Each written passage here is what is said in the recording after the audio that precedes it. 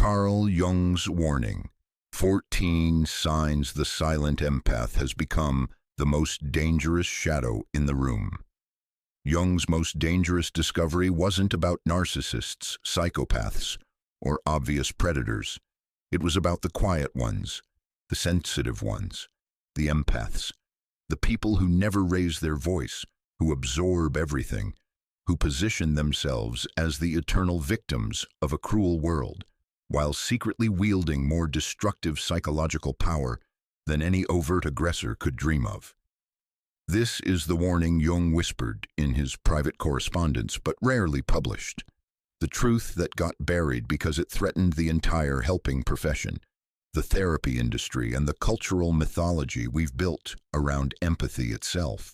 Because what Jung discovered in his practice and struggled with in his own psyche was this: the empath who never speaks, who suffers in silence, who maintains perpetual moral superiority through victimhood, may actually be the most psychologically dangerous person in any system, not because they're consciously evil, but because their shadow, their disowned rage, narcissism, control needs, and destructive impulses operates entirely through the acceptable disguise of empathic concern. They destroy relationships, poison systems, and create generational trauma while genuinely believing they're the innocent party, the wounded healer, the one who feels too much in a world that feels too little.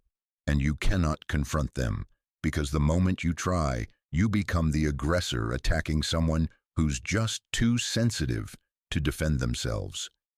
Jung called this phenomenon possession by the shadow, when the darkness you refuse to acknowledge in yourself begins operating through your gifts, turning your greatest strength into your most sophisticated weapon. And here's what made this discovery so forbidden. Jung realized that the helping professions, therapy, counseling, spiritual teaching, caregiving, attracted more shadow-possessed empaths than any other field. People whose empathy masked profound narcissistic wounds, whose sensitivity disguised rage so massive it could only be expressed through silence, withdrawal, and emotional manipulation, whose victim identity granted them total power while requiring zero accountability. In his private notes from 1957, Jung wrote about a patient, a woman celebrated in her community as the most compassionate, most selfless, most wounded soul anyone knew. Everyone protected her, everyone accommodated her sensitivity, everyone walked on eggshells around her fragility, and in 20 years she had destroyed 3 marriages, alienated all 4 of her children, divided her entire extended family into warring factions, and left a trail of former friends who couldn't articulate what had happened, but felt psychologically devastated. When Jung finally confronted the pattern, she collapsed into wounded silence, cried for 3 sessions straight, made him feel like a monster for even suggesting she played a role in these destructions, and then she left therapy, telling everyone Jung had become too harsh, too masculine, unable to understand someone as sensitive as her. He never published the case, but in his journals he wrote, "The shadow empath is more dangerous than the overt narcissist because their violence is invisible, their cruelty is deniable, and their destruction is morally justified. They are possessed by the very darkness they claim to be victimized by, and they will never, ever see it." This video reveals the 14 specific signs that the silent empath has become shadow-possessed. The behavioral markers, the psychological mechanisms, the devastating impact on systems and relationships. Not to vilify sensitive people, but to expose how empathic identification, when contaminated by disowned shadow material, becomes a sophisticated form of psychological terrorism that operates through guilt, obligation, emotional manipulation, and martyr-victim dynamics. The stakes are massive.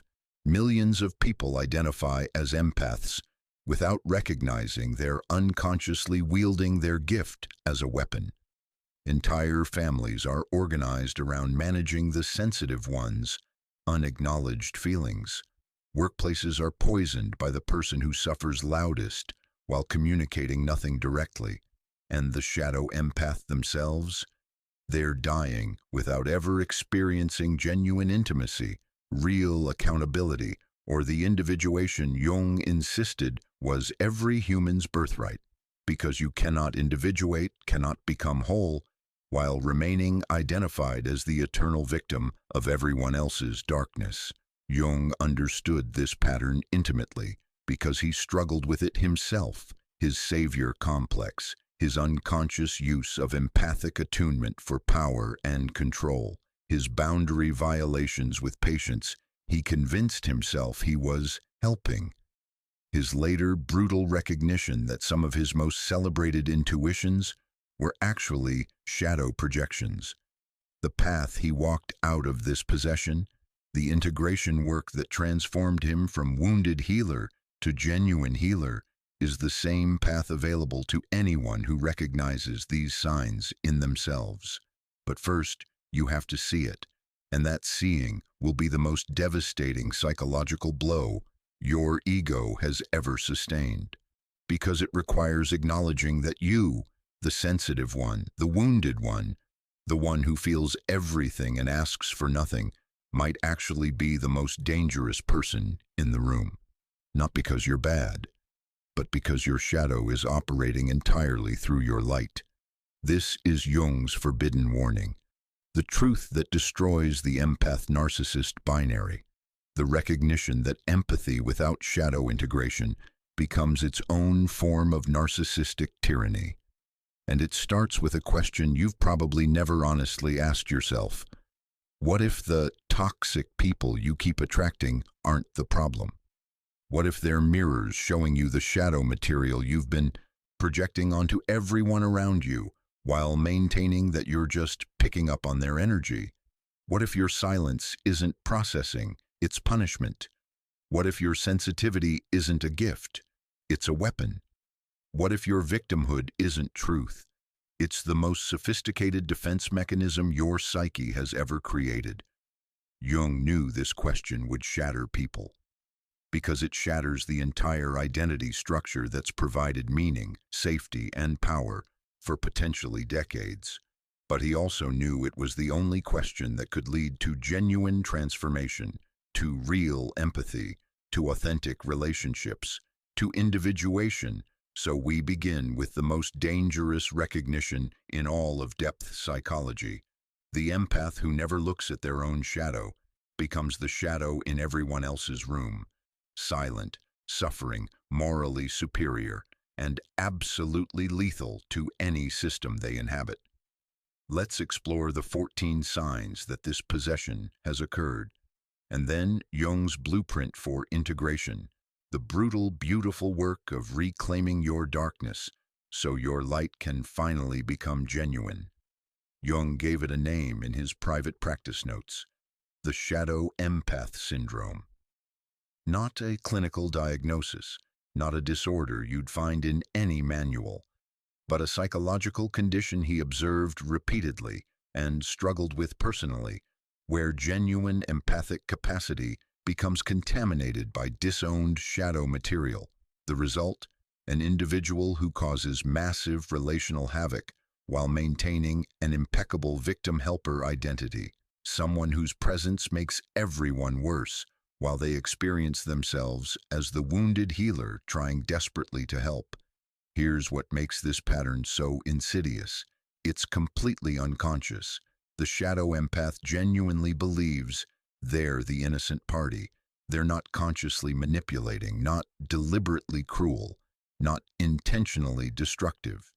Their ego identity is built on sensitivity, compassion, and being perpetually wounded by others' darkness.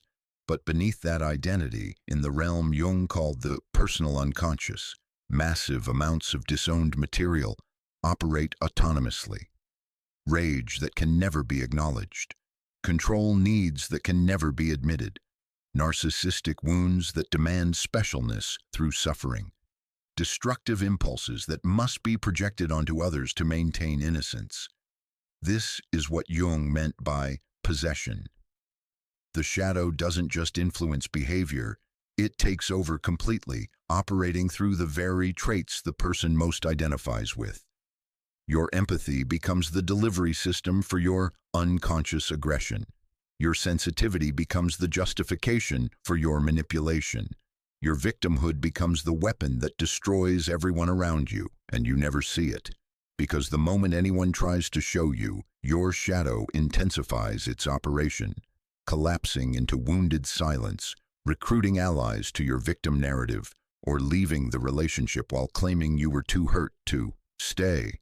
Jung called this the enantiodromia of the helper archetype, when empathy becomes too one-sided, when you identify completely with giving and never receiving, when you position yourself as perpetual victim savior. The psyche compensates through the unconscious with its opposite. The helper becomes the destroyer. The empath becomes the narcissist. The sensitive one becomes the cruelest person in the system. But it all happens in the dark, through implication, silence, emotional manipulation, and atmospheric poison that can never be pinned down or directly addressed. The shadow empath's presence creates specific, recognizable patterns. Relationships where everyone feels perpetually guilty. You're walking on eggshells but can't articulate why. You're constantly monitoring your words, your tone, your facial expressions. One wrong move and they withdraw into wounded silence for days. You find yourself apologizing constantly for things you can't even identify. The atmosphere is thick with unspoken judgment and emotional tension. Systems organized around one person's unacknowledged feelings. The entire family, workplace, or friend group unconsciously arranges itself around managing the sensitive one's emotional states. Decisions get filtered through, will this upset them? Conversations stop when they enter. Everyone's monitoring their mood, trying to preempt their collapse, avoiding topics that might trigger their withdrawal. Destruction without accountability. Relationships end, families split, workplaces divide. But the shadow empath is never responsible. It's always the other person's toxicity, the other person's narcissism, the other person's cruelty. The pattern repeats identically across decades, but they never examine their role because they're too busy being victimized, the helper who makes everyone worse. They position themselves as the healer, the supporter, the one who understands. But somehow, everyone they help deteriorates. They become more anxious, more dependent, more convinced of their own brokenness. Because the shadow empath needs you wounded, your health threatens their identity as indispensable wounded healer. Emotional atmospheres of dread and tension. When they're in the room, everyone's nervous system activates. Not because they're overtly aggressive, they might not say anything at all. But the energy is wrong, the judgment is palpable, the disappointment radiates. You leave interactions with them feeling drained, wrong, somehow diminished, even though they never directly attacked. This is Shadow Empath Syndrome, and it's epidemic.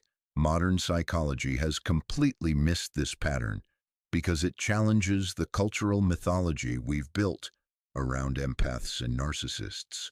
We've created a binary. Empaths are good, narcissists are bad. Sensitive people are victims, aggressive people are perpetrators. If you feel deeply, you're safe. If you're emotionally reactive, you're dangerous. This binary is psychologically illiterate. Jung knew that every archetype contains its opposite. The wounded healer carries the illness they claim to heal. The eternal victim wields power through helplessness. The empath who refuses to look at their shadow becomes the shadow everyone else has to carry. Empathy without shadow integration becomes its own form of narcissistic tyranny, arguably more destructive than overt narcissism because it's invisible, deniable, and culturally protected. You can confront an overt narcissist. You can name their grandiosity, their manipulation, their cruelty.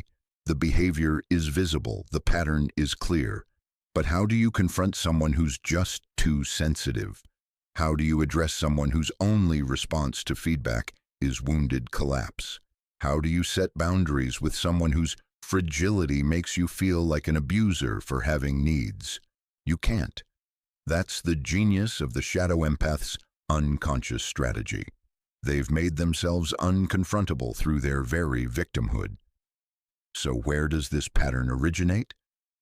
Jung traced it to specific developmental conditions: childhood where emotional sensitivity was the only form of power available. In chaotic, neglectful, or abusive families, some children discover that being the sensitive one grants them attention, concern, and a degree of control. They learn that suffering and silence influence others more effectively than direct assertion.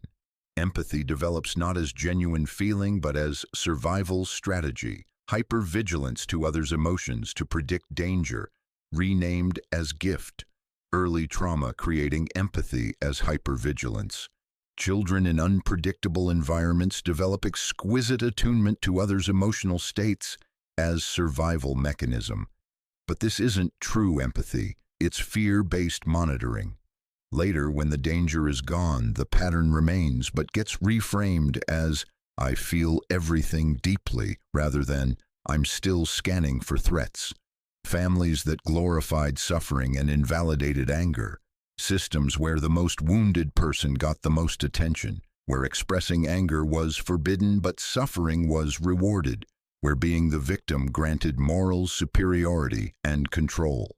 The child learns suffering is power, anger is unacceptable, victimhood is the only safe way to have needs. The cultural glorification of empaths. Recent decades have created an entire industry around empath identity. Books, courses, social media movements, positioning empaths as spiritually superior to the narcissists who wound them. This cultural permission allows people to weaponize their sensitivity while feeling righteous about it. The result?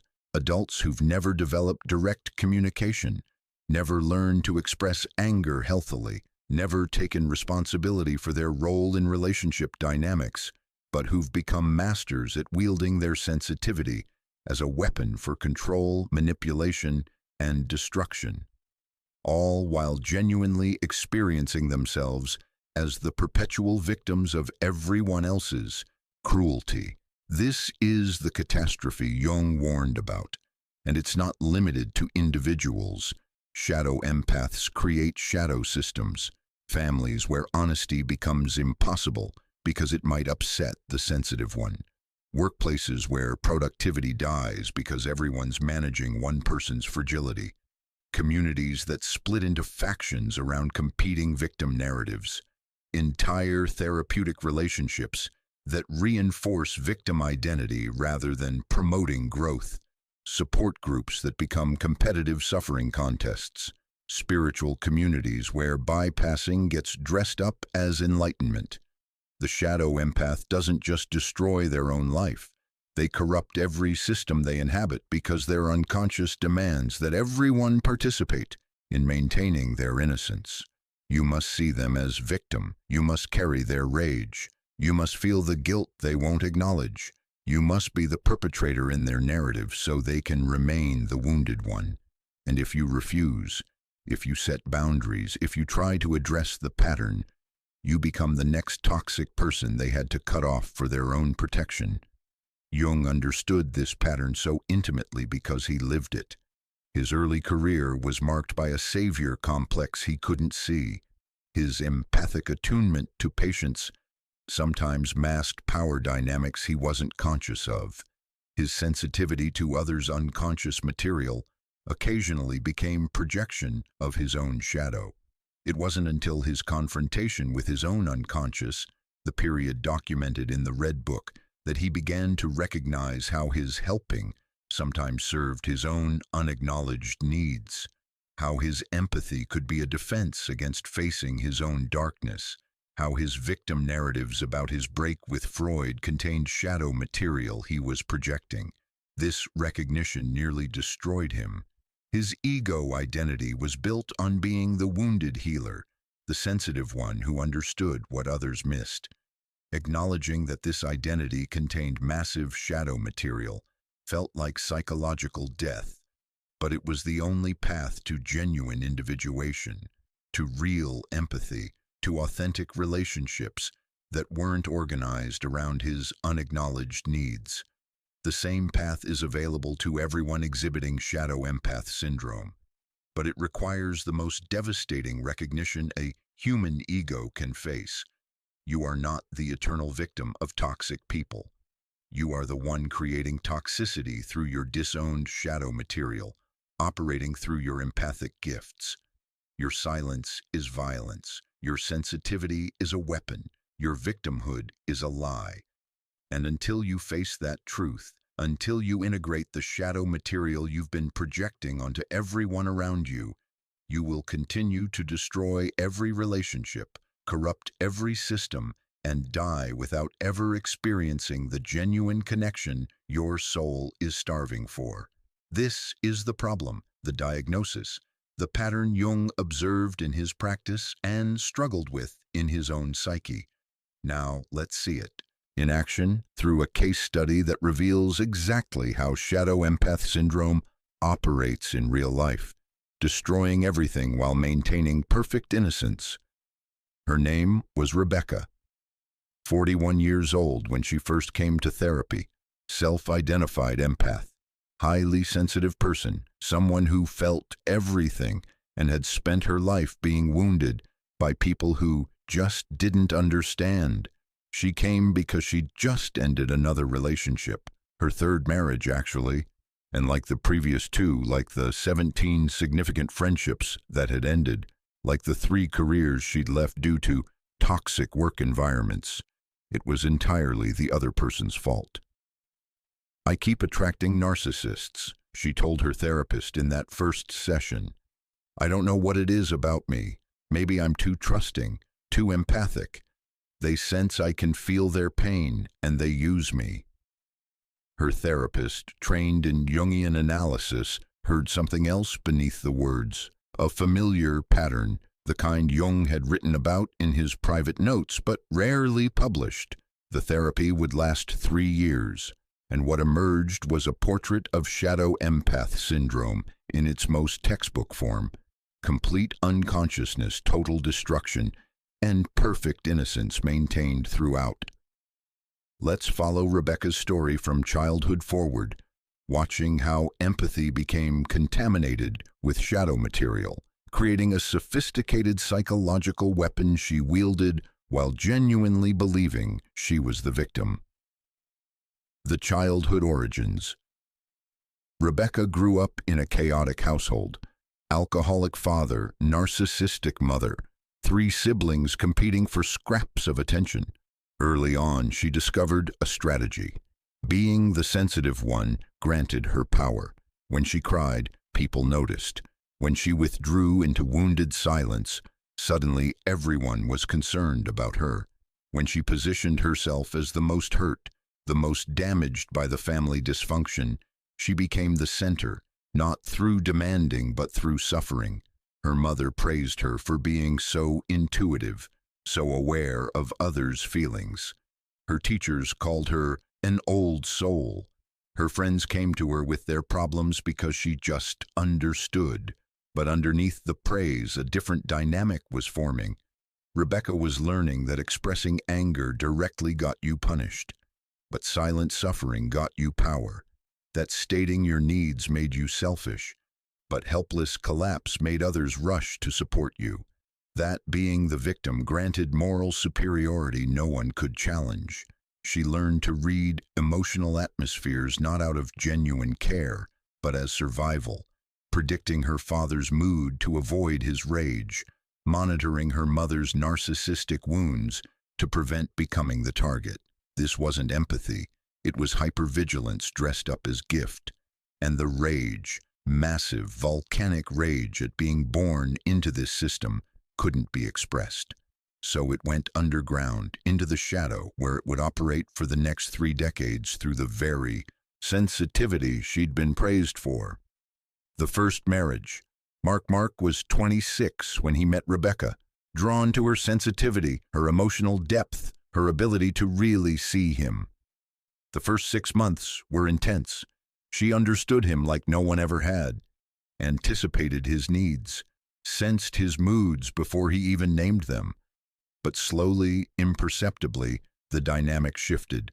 Mark started noticing he was walking on eggshells, monitoring his words, constantly anxious about upsetting her, because Rebecca had a pattern. The moment she felt hurt by a tone, a facial expression, something left unsaid, she would go completely silent, not for hours, for days. She wouldn't explain what was wrong, wouldn't communicate the hurt.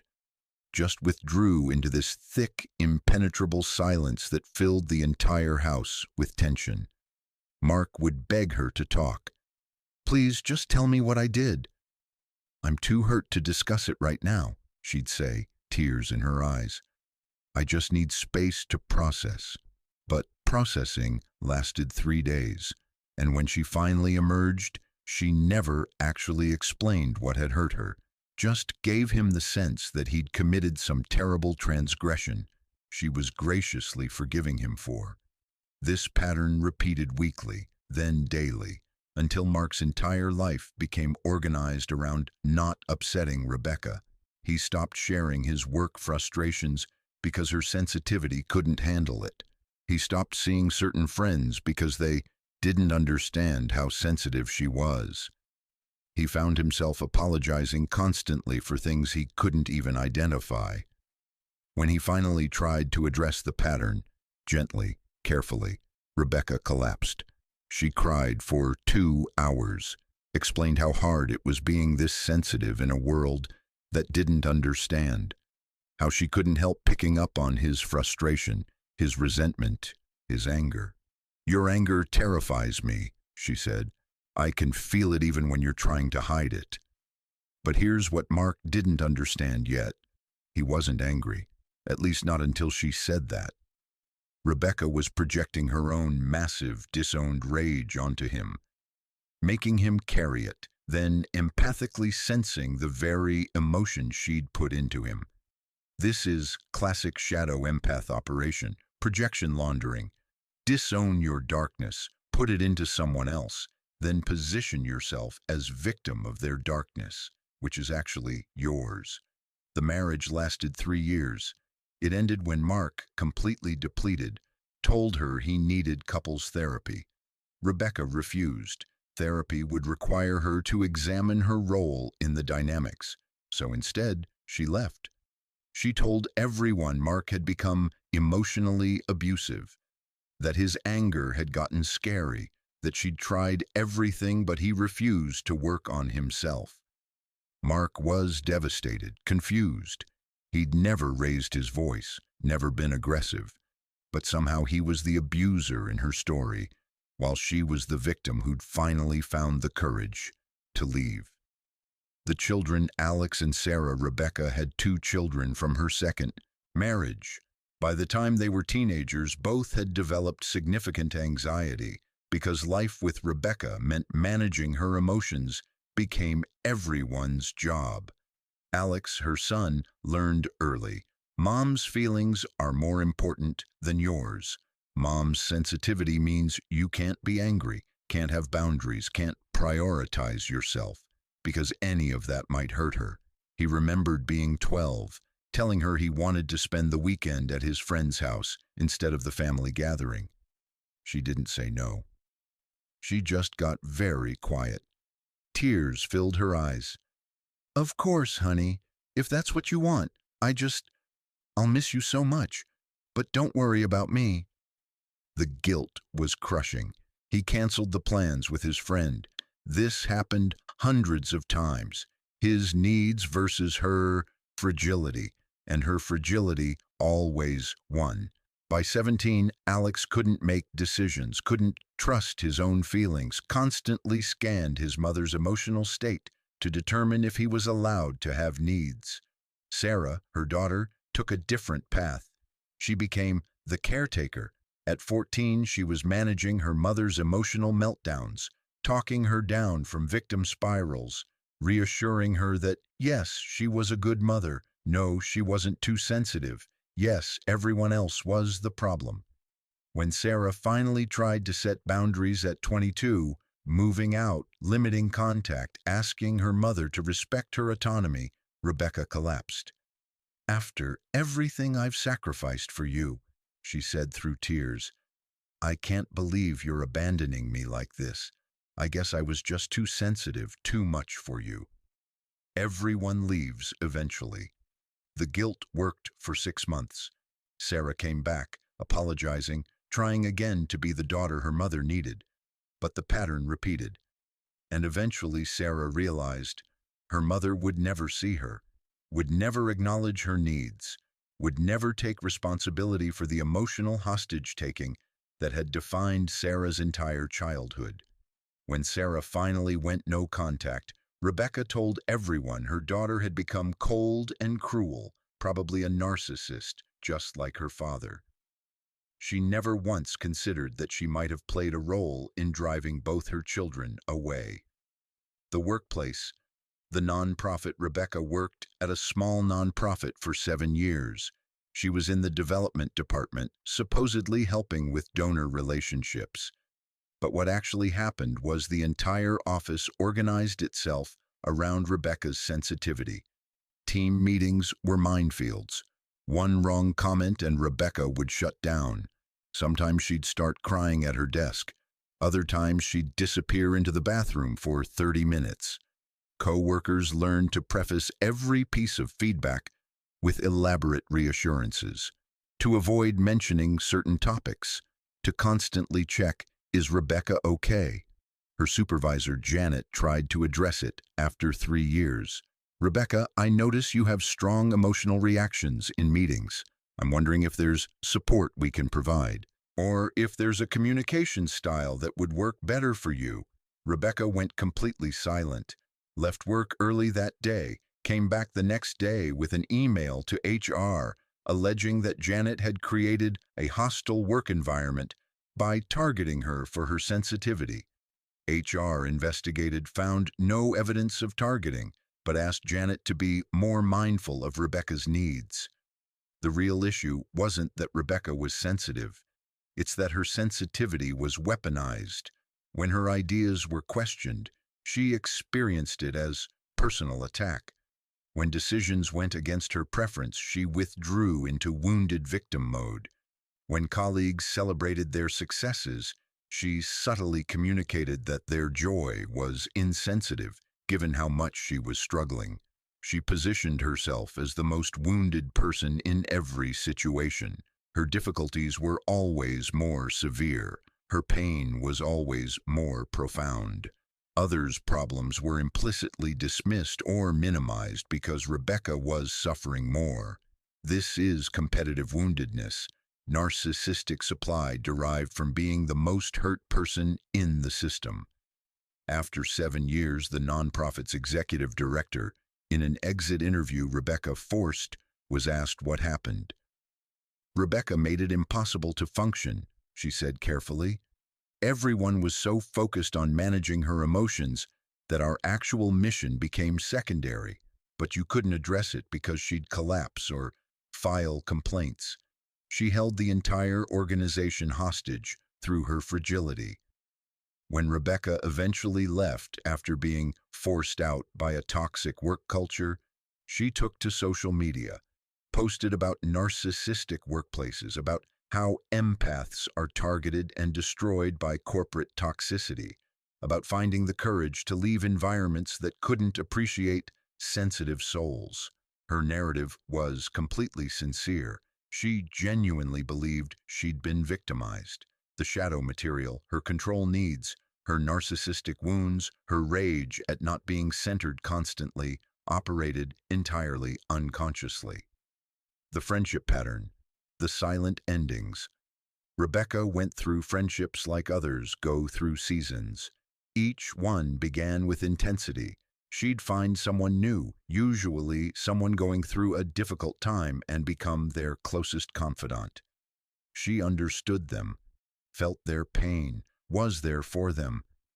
But within a year or two, the friendship would end. Always the same pattern. The friend would do something, some perceived slight, some failure to intuit Rebecca's needs, some moment where they prioritized themselves instead of her. Rebecca would never bring it up, never say, "That hurt me," or "I need this to be different." She'd just start pulling away, stop responding to texts as quickly, be less available, communicate through her absence that something was wrong. The friend would notice, would ask, "Is everything okay? Did I do something?" "No, everything's fine," Rebecca would say. "I'm just really overwhelmed right now. I need some space." But the space would stretch from days to weeks to months, and the friend would be left in this limbo of not knowing what happened, feeling vaguely guilty, sensing they'd committed some transgression they couldn't name. Eventually, most friends just drifted away, confused and hurt. The few who pushed harder, who demanded clarity, who said, "You need to tell me what's wrong," those friendships ended more dramatically. Rebecca would finally explain through tears how hurt she'd been, how she'd needed them and they weren't there, how their insensitivity to her struggles proved they never really understood her. The friend would be blindsided. "But you never told me you were struggling. I can't read your mind." "I shouldn't have to explain," Rebecca would say. "Real friends just know. Real empaths sense these things. The fact that you didn't shows we're not as connected as I thought." And the friendship would end with Rebecca positioned as the victim who'd been let down by yet another person who claimed to care but couldn't handle her depth. This pattern repeated 17 times, 17 significant friendships ending the same way. Rebecca telling herself each time that she'd just chosen wrong, attracted another narcissist, been too trusting with someone too shallow to understand, never once examining the pattern, never once asking, "What's the common denominator here?" The dreams. The shadow speaks. In therapy, Rebecca's dreams began revealing what her ego couldn't face. She dreamed of being a queen on a throne, people approaching, asking for her help. She'd grant it, but only if they bowed first. Only if they acknowledged her superiority. If they didn't show sufficient deference, she'd have them banished. She woke from that dream disturbed. "I'm not like that," she told her therapist. "I don't need people to bow to me." But the dream was clear. Beneath her wounded empath persona was a massive need for narcissistic supply, for specialness, for being centered and deferred to. Another dream. She was a spider in an elaborate web. People came close, drawn by her apparent vulnerability, and she wrapped them up, slowly, paralyzing them. When they tried to leave, the web held them. When they struggled, she positioned herself as the victim of their struggle. "That's horrifying," she said. "That's not me. That's what narcissists do." But Jung understood. The shadow speaks through symbols that show us what we can't consciously acknowledge.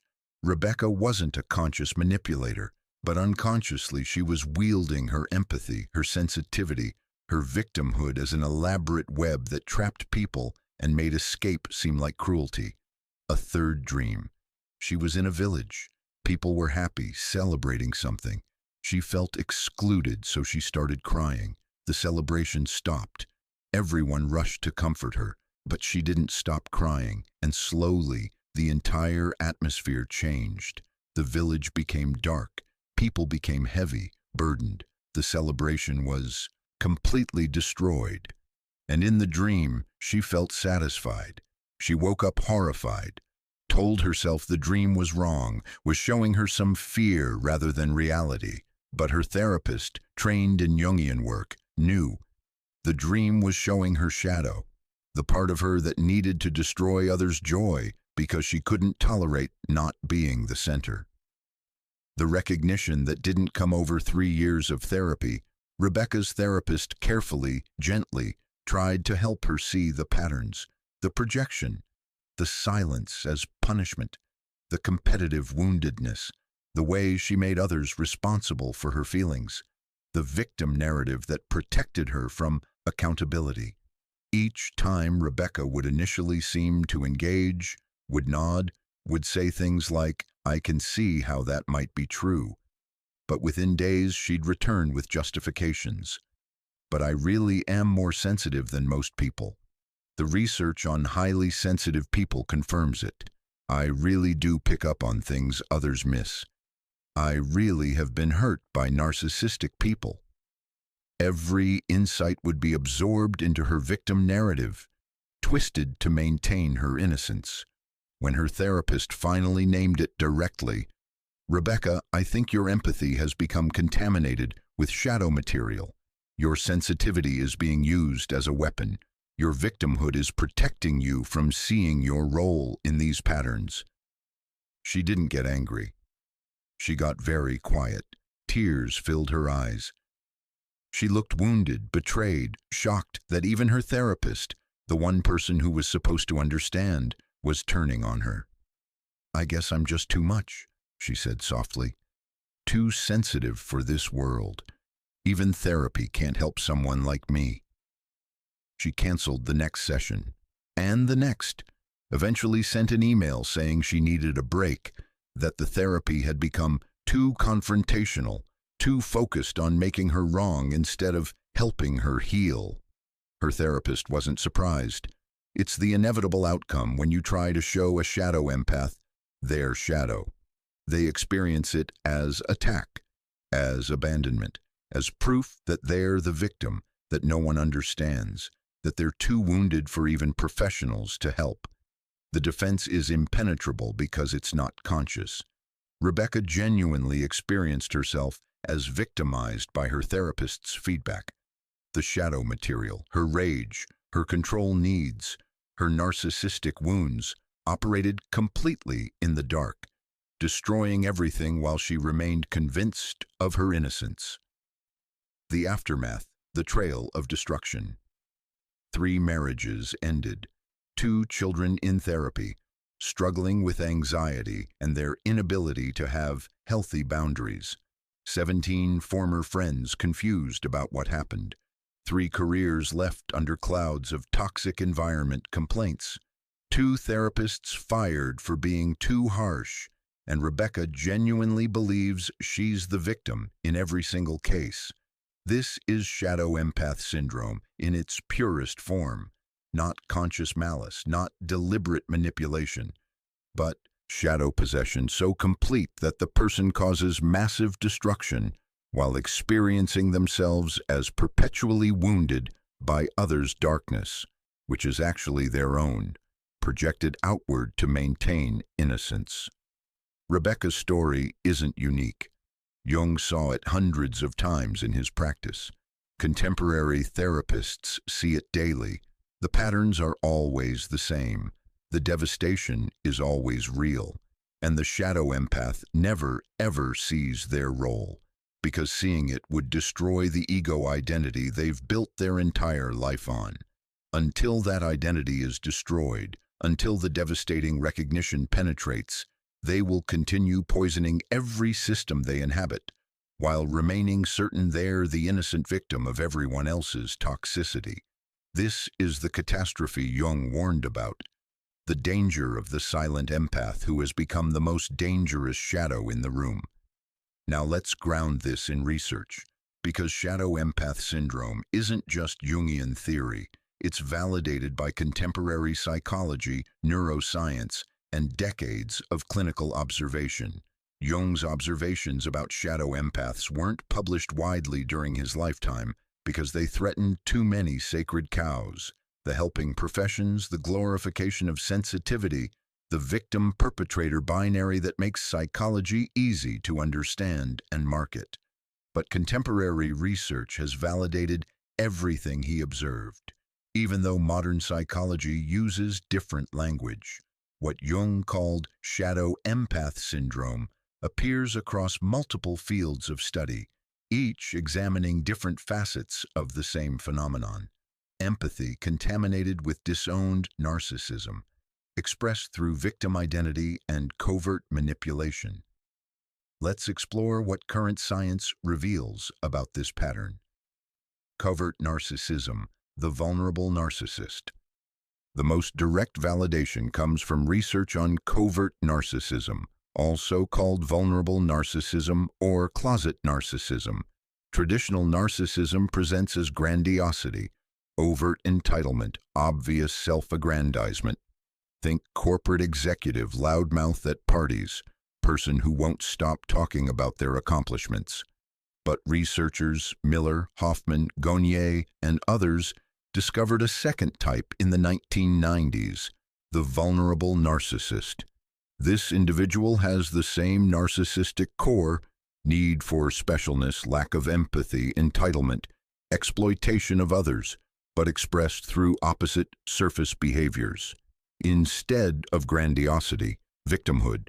Instead of overt entitlement, covert manipulation through fragility.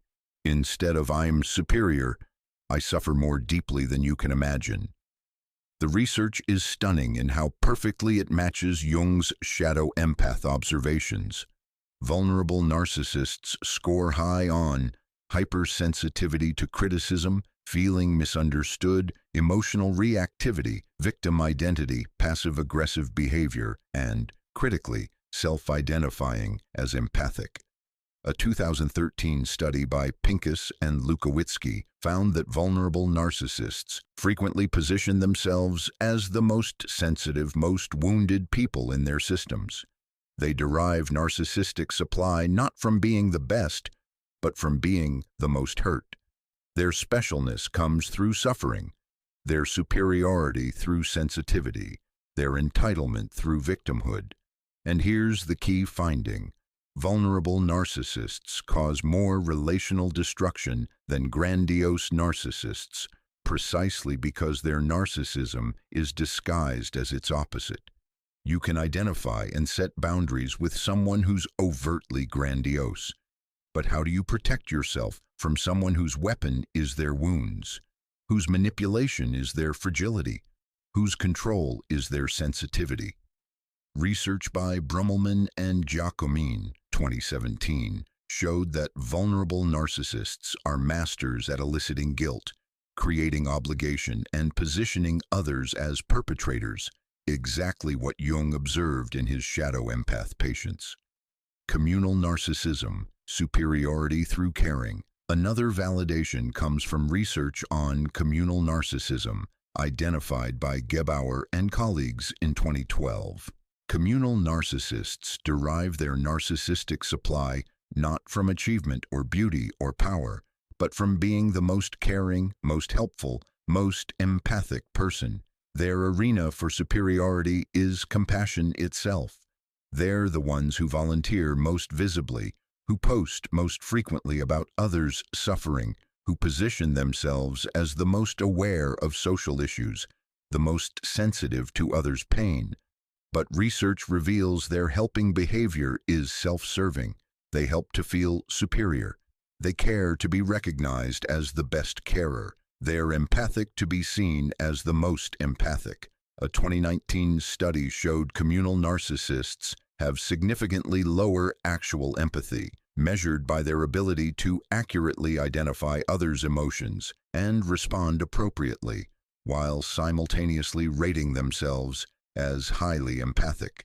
They think they're empathic, they identify as empathic, but their actual capacity for feeling with others while maintaining boundaries is extremely low.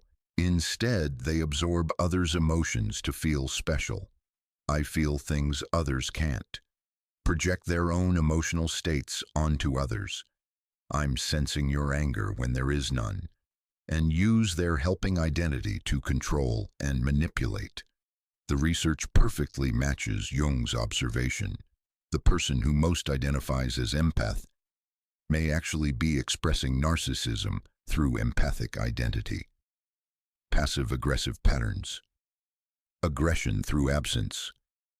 Research on passive-aggressive personality patterns validates Jung's understanding of how shadow empaths express their disowned rage, when direct aggression has been deemed unacceptable, either through family dynamics, trauma responses, or cultural conditioning. Hostility goes underground. It expresses through procrastination, forgetting, silent treatment, sulking, learned helplessness, chronic lateness, and most powerfully, withdrawal and withholding. Studies by Hopwood and Wright, 2012, showed that passive-aggressive individuals cause significant interpersonal dysfunction while experiencing themselves as victims of others' demands and expectations. They're not conscious of their hostility. They genuinely feel imposed upon, misunderstood, unappreciated. Their withdrawal feels like self-protection, not punishment. But the impact is devastating. Partners report chronic anxiety, guilt, and walking on eggshells. Family members describe emotional terrorism through silence. Co-workers mention productivity loss from managing one person's unspoken upset. Neuroscience research by Eisenberger, 2012, demonstrated that social exclusion and silent treatment activate the same brain regions as physical pain. Being frozen out, withdrawn from, or given the silent treatment creates genuine suffering. The shadow empath who uses silence as punishment is inflicting real harm. But because it's not physical, not verbal, not overtly aggressive, it's deniable. I'm not doing anything, I'm just processing. Emotional contagion and projection, making others feel your shadow. Some of the most fascinating validation comes from neuroscience research on emotional contagion and projective identification. Studies using fMRI and measuring physiological synchrony have shown that humans unconsciously transmit emotional states to those around them. Mirror neurons fire when we observe others' emotions, creating resonance. Nervous systems sync during interaction. Emotional states spread through groups like viruses. Hatfield and colleagues' research on emotional contagion, 2014, revealed that certain individuals are particularly powerful transmitters. They unconsciously broadcast their emotional states into environments with unusual intensity. Here's where it connects to shadow empaths. If you have massive disowned rage, sadness, or anxiety that you can't acknowledge consciously, your nervous system is still generating those states, and those states broadcast into your environment. Others begin feeling them through emotional contagion. Then, and this is the shadow empath's signature move, you empathically sense the very emotions you've transmitted. You pick up on the anger you've put into the room, the tension you've created, the discomfort you've generated, and you position yourself as victim of others' negative energy. This isn't conscious deception. Research by Betten and colleagues, 2005, on projective identification showed this process is entirely unconscious. The person genuinely experiences themselves as sensing others' emotions, not realizing they're detecting their own shadow material, now residing in others. Family systems, the identified patient. Research on family systems dynamics validates Jung's observations about how shadow empaths organize entire systems around their unacknowledged needs. Bowen family systems theory and work by Minuchin on structural family therapy revealed the phenomenon of the identified patient, the family member, whose sensitivity or symptoms become the organizing principle for the entire system. Everyone arranges themselves around this person. Decisions get filtered through their needs. Roles get assigned based on managing their fragility. But here's the key finding. The identified patient often isn't the sickest family member. They're the symptom bearer for the system's collective dysfunction. Research by Palazzoli and colleagues showed that families with an identified patient resist change more intensely than families without this dynamic because everyone's identity is organized around the sensitive one's needs. If the identified patient actually heals, develops boundaries, or stops being fragile, the entire system destabilizes. So there's unconscious pressure to keep them sick, keep them central, keep them in the victim role. Shadow empaths often occupy this identified patient position. Their sensitivity becomes the excuse for family dysfunction. Their needs justify others' enabling. Their victimhood protects the system from examining actual dynamics, and they maintain this position through decades because it grants them enormous power while requiring zero accountability. Dark triad traits in helping professions. Perhaps the most uncomfortable validation comes from research on personality traits in people drawn to helping professions. Studies by Jonason, Webster, and others on the dark triad, narcissism, Machiavellianism, and psychopathy, found unexpectedly high rates of these traits among therapists, counselors, social workers, and others in caregiving roles. Not the majority, but enough to validate Jung's private concern about shadow material attracting people to the helping professions. A 2016 meta-analysis showed that certain caregiving roles attracted individuals with high communal narcissism scores, people whose helping behavior served unconscious needs for power, control, and narcissistic supply. Research on malignant helping by Schaufeli demonstrated that some helpers unconsciously need their clients to remain dependent, wounded, and needing, because the helper's identity depends on being needed. This doesn't mean most helpers are narcissistic, but it confirms Jung's observation. Empathy and caregiving can become contaminated with shadow material that operates entirely unconsciously. The wounded healer who hasn't healed their own wounds doesn't actually help. They create dependency, enmeshment, and transfer their shadow material onto those they claim to support. Victim identity and moral licensing. Research on victim identity by Zytek, Jordan, and others provides crucial insight into shadow empath dynamics.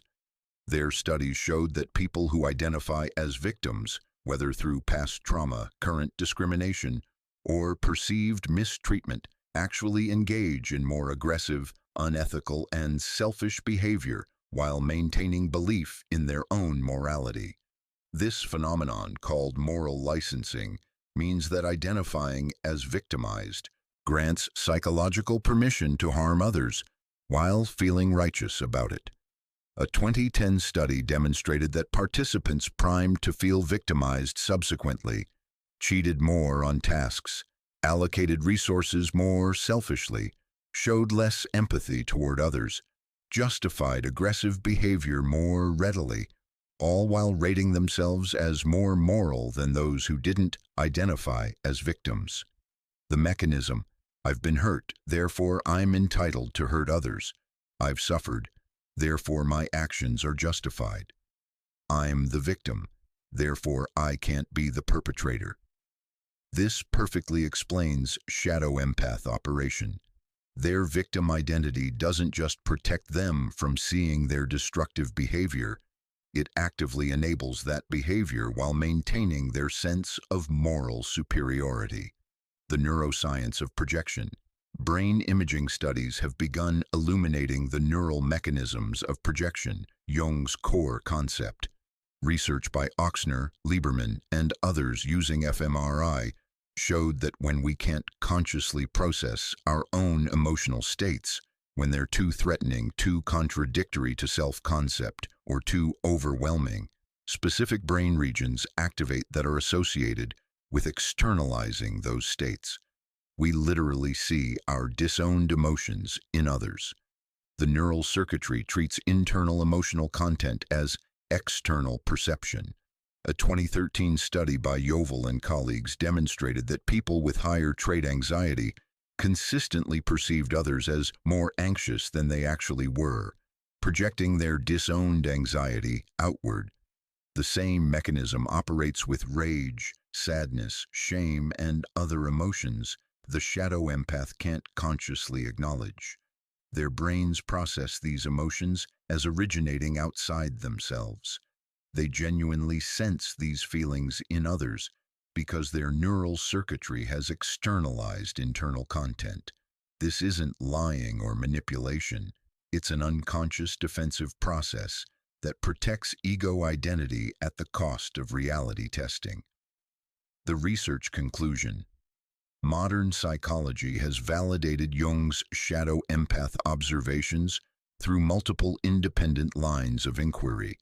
Vulnerable narcissism research shows narcissistic traits expressed through victimhood and sensitivity. Communal narcissism reveals superiority seeking through caring identity. Passive-aggressive studies demonstrate how disowned rage operates through withdrawal and silence. Emotional contagion research explains how we transmit disowned emotions, then sense them in others. Family systems work validates how sensitive individuals organize entire systems around their unacknowledged needs. Dark triad studies confirm shadow material in helping professions. Victim identity research reveals how identifying as victimized enables aggressive behavior. Neuroscience illuminates the brain mechanisms of projection. Each field independently arrives at the same conclusion Jung reached through clinical observation. Empathy without shadow integration becomes a sophisticated form of narcissistic manipulation that operates entirely unconsciously. The person genuinely believes they're the sensitive victim, but their disowned shadow material, rage, control needs, narcissism, destructive impulses, operates through their empathic identity, creating massive destruction while maintaining perfect innocence. This isn't theoretical speculation. It's validated by decades of research across psychology, neuroscience, and family systems theory. The shadow empath is real. The pattern is observable. The destruction is measurable. And the only path forward is the one Jung mapped. Radical confrontation with your own shadow material, integration of disowned darkness, and development of genuine empathy distinct from projection and manipulation. Now let's get specific. Let's examine the 14 behavioral signs that reveal when this shadow possession has occurred, the markers that distinguish genuine empathy from shadow-contaminated empathy operating as a weapon. These are the 14 specific psychological and behavioral signs that an empath has become possessed by their shadow, unconsciously wielding sensitivity as a weapon for control, manipulation, and destruction. Each sign operates largely outside conscious awareness. The shadow empath doesn't deliberately choose these behaviors. They're compulsions driven by disowned material that must express itself somehow. But unconscious doesn't mean excusable. The damage is real. The patterns are consistent. And recognition is the only path to liberation, both for the shadow empath and for everyone trapped in their web. Sign 1. Weaponized silence, the torture of withdrawal. The first and most common sign, silence used as punishment, creating atmospheres of dread and guilt while claiming it's just processing. The behavior, when hurt or angry, the shadow empath goes completely silent, not for hours, for days, sometimes weeks. They withdraw all communication, affection, and presence without explanation. The atmosphere becomes thick with tension.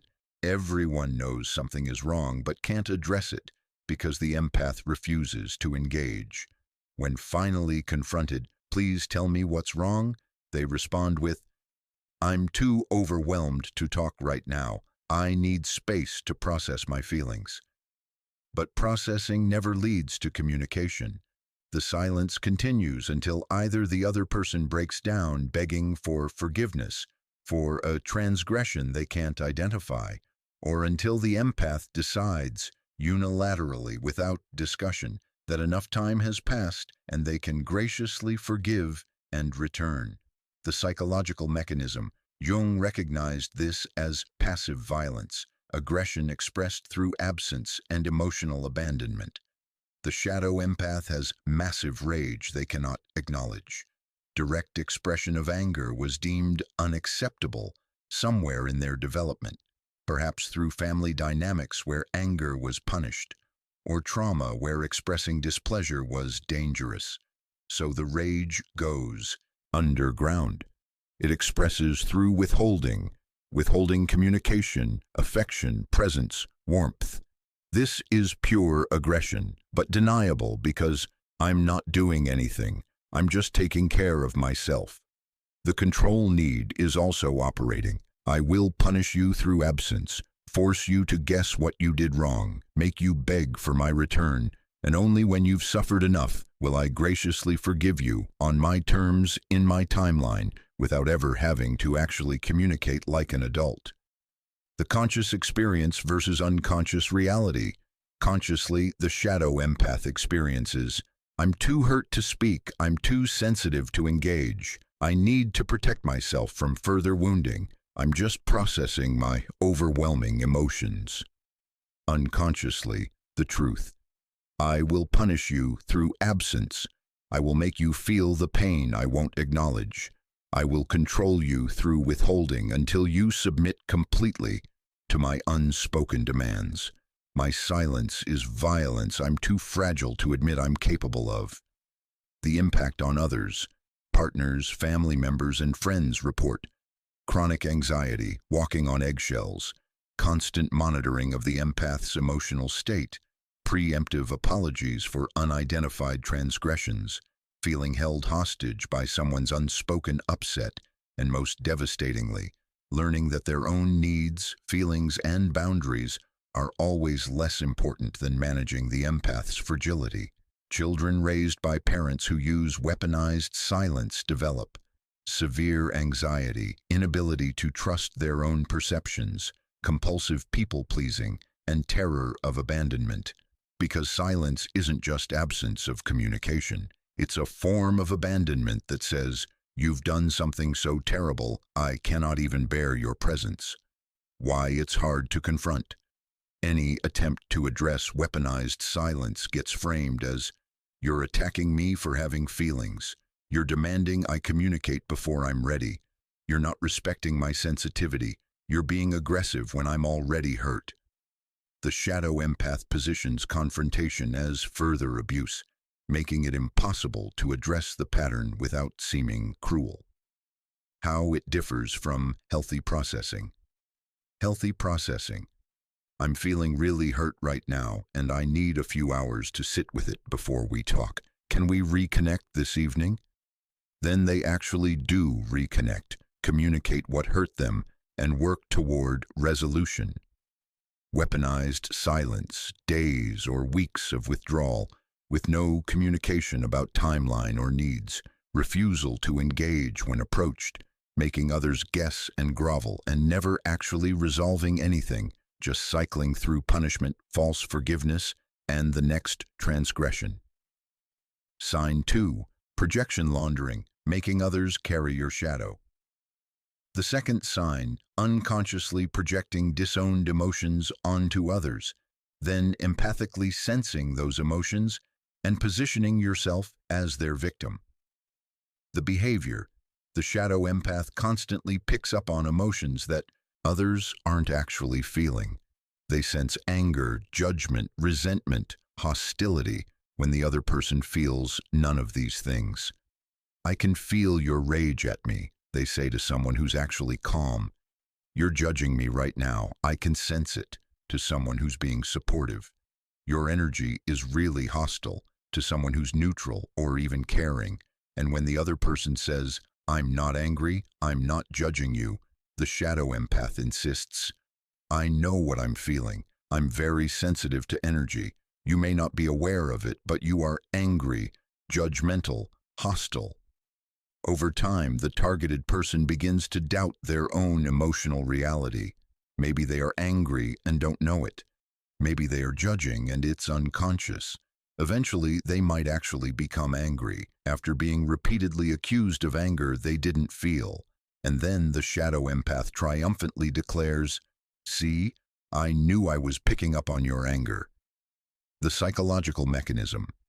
Jung called this projection, disowning parts of yourself and seeing them in others. The shadow empath has massive rage, harsh judgment, resentment, and hostility they cannot acknowledge. These emotions are incompatible with their identity as sensitive, compassionate victim. So the psyche projects them outward, unconsciously attributes them to others. Then, and this is the signature move, the empath empathically senses these projected emotions. They genuinely experience themselves as feeling others' darkness. But it's not others' darkness, it's their own, now residing in the other person through projection, which they detect and label as external threat. This is projection laundering. Disown your shadow, project it onto others, empathically sense it in them.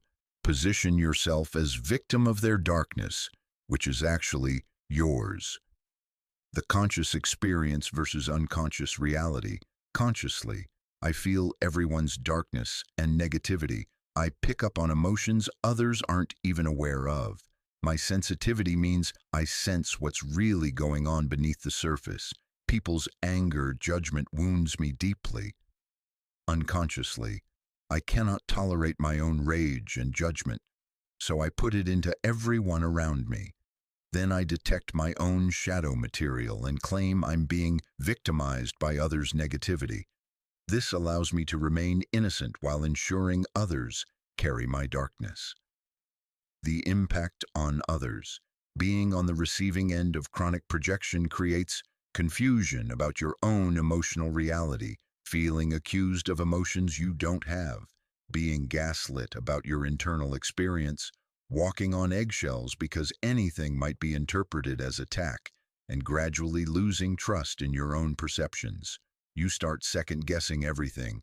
Am I angry? Am I judging them? Maybe I am and I don't see it. The shadow empath's insistence that they know your emotions better than you do corrodes your sense of self. Why it's protected. Culturally, we've authorized empaths to claim superior emotional knowledge. Empaths can sense what others feel is treated as established fact rather than questionable claim. So when a shadow empath insists they're detecting your hidden anger, challenging them seems like denying their gift, dismissing their sensitivity, or gaslighting them about what they clearly feel. The projection is impenetrable because it's wrapped in empathic authority. I know what you're really feeling better than you do. How it differs from genuine empathy. Genuine empathy. Attunement to others' actual emotional states. Willingness to be corrected about your perception. Curiosity rather than certainty. And ability to distinguish, I'm sensing you might be frustrated. Am I reading that right? From, you are angry. I can feel it. Don't deny it. Projection laundering. Absolute certainty about others' emotions, even when they deny it. Inability to distinguish projection from perception, treating your emotional sensing as infallible, and using empathic knowing to override others' self-reporting. Sign 3. Martyr superiority, suffering as status. The third sign, deriving narcissistic supply and moral superiority from being the most wounded, most sensitive, most sacrificing person in any system. The behavior. The shadow empath engages in competitive suffering.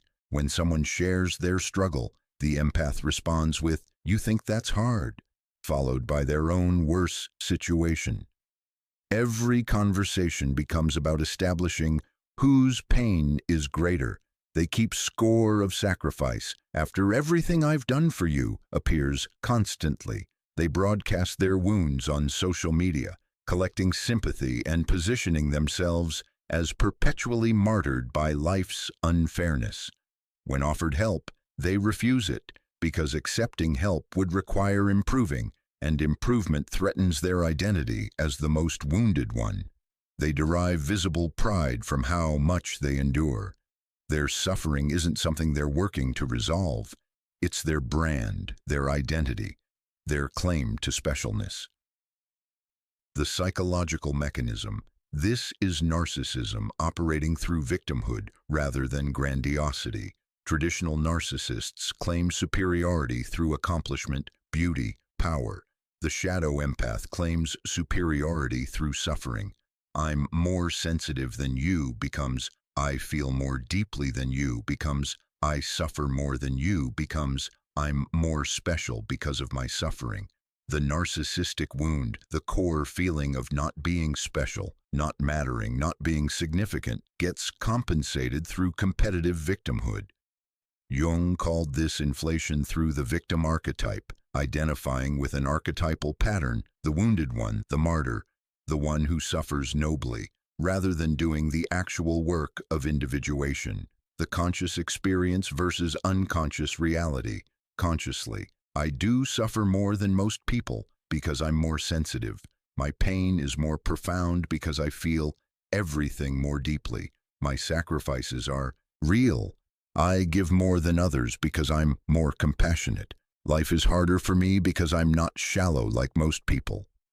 Unconsciously, my suffering makes me special and superior. It grants me status, attention, and moral high ground. I need to be the most wounded one because that's where my narcissistic supply comes from. Others' suffering threatens my position, so I must minimize it or outdo it. I cannot improve because that would cost me my identity. The impact on others.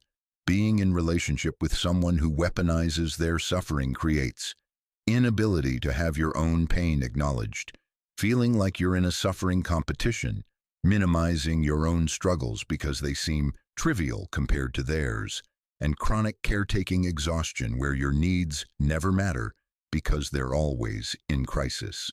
Children of martyrdom-identified parents report guilt for existing because their existence caused their parent to sacrifice. Inability to have problems because parents' problems are always worse, and compulsive caretaking while receiving no care in return. Why it's culturally protected. We've made victimhood sacred. Suffering is treated as spiritual, as proof of depth, as evidence of sensitivity and moral superiority. The person who suffers most gets the most validation, concern, and accommodation. So shadow empaths unconsciously learn. Suffering is power, pain is status, and victimhood is the currency that buys significance.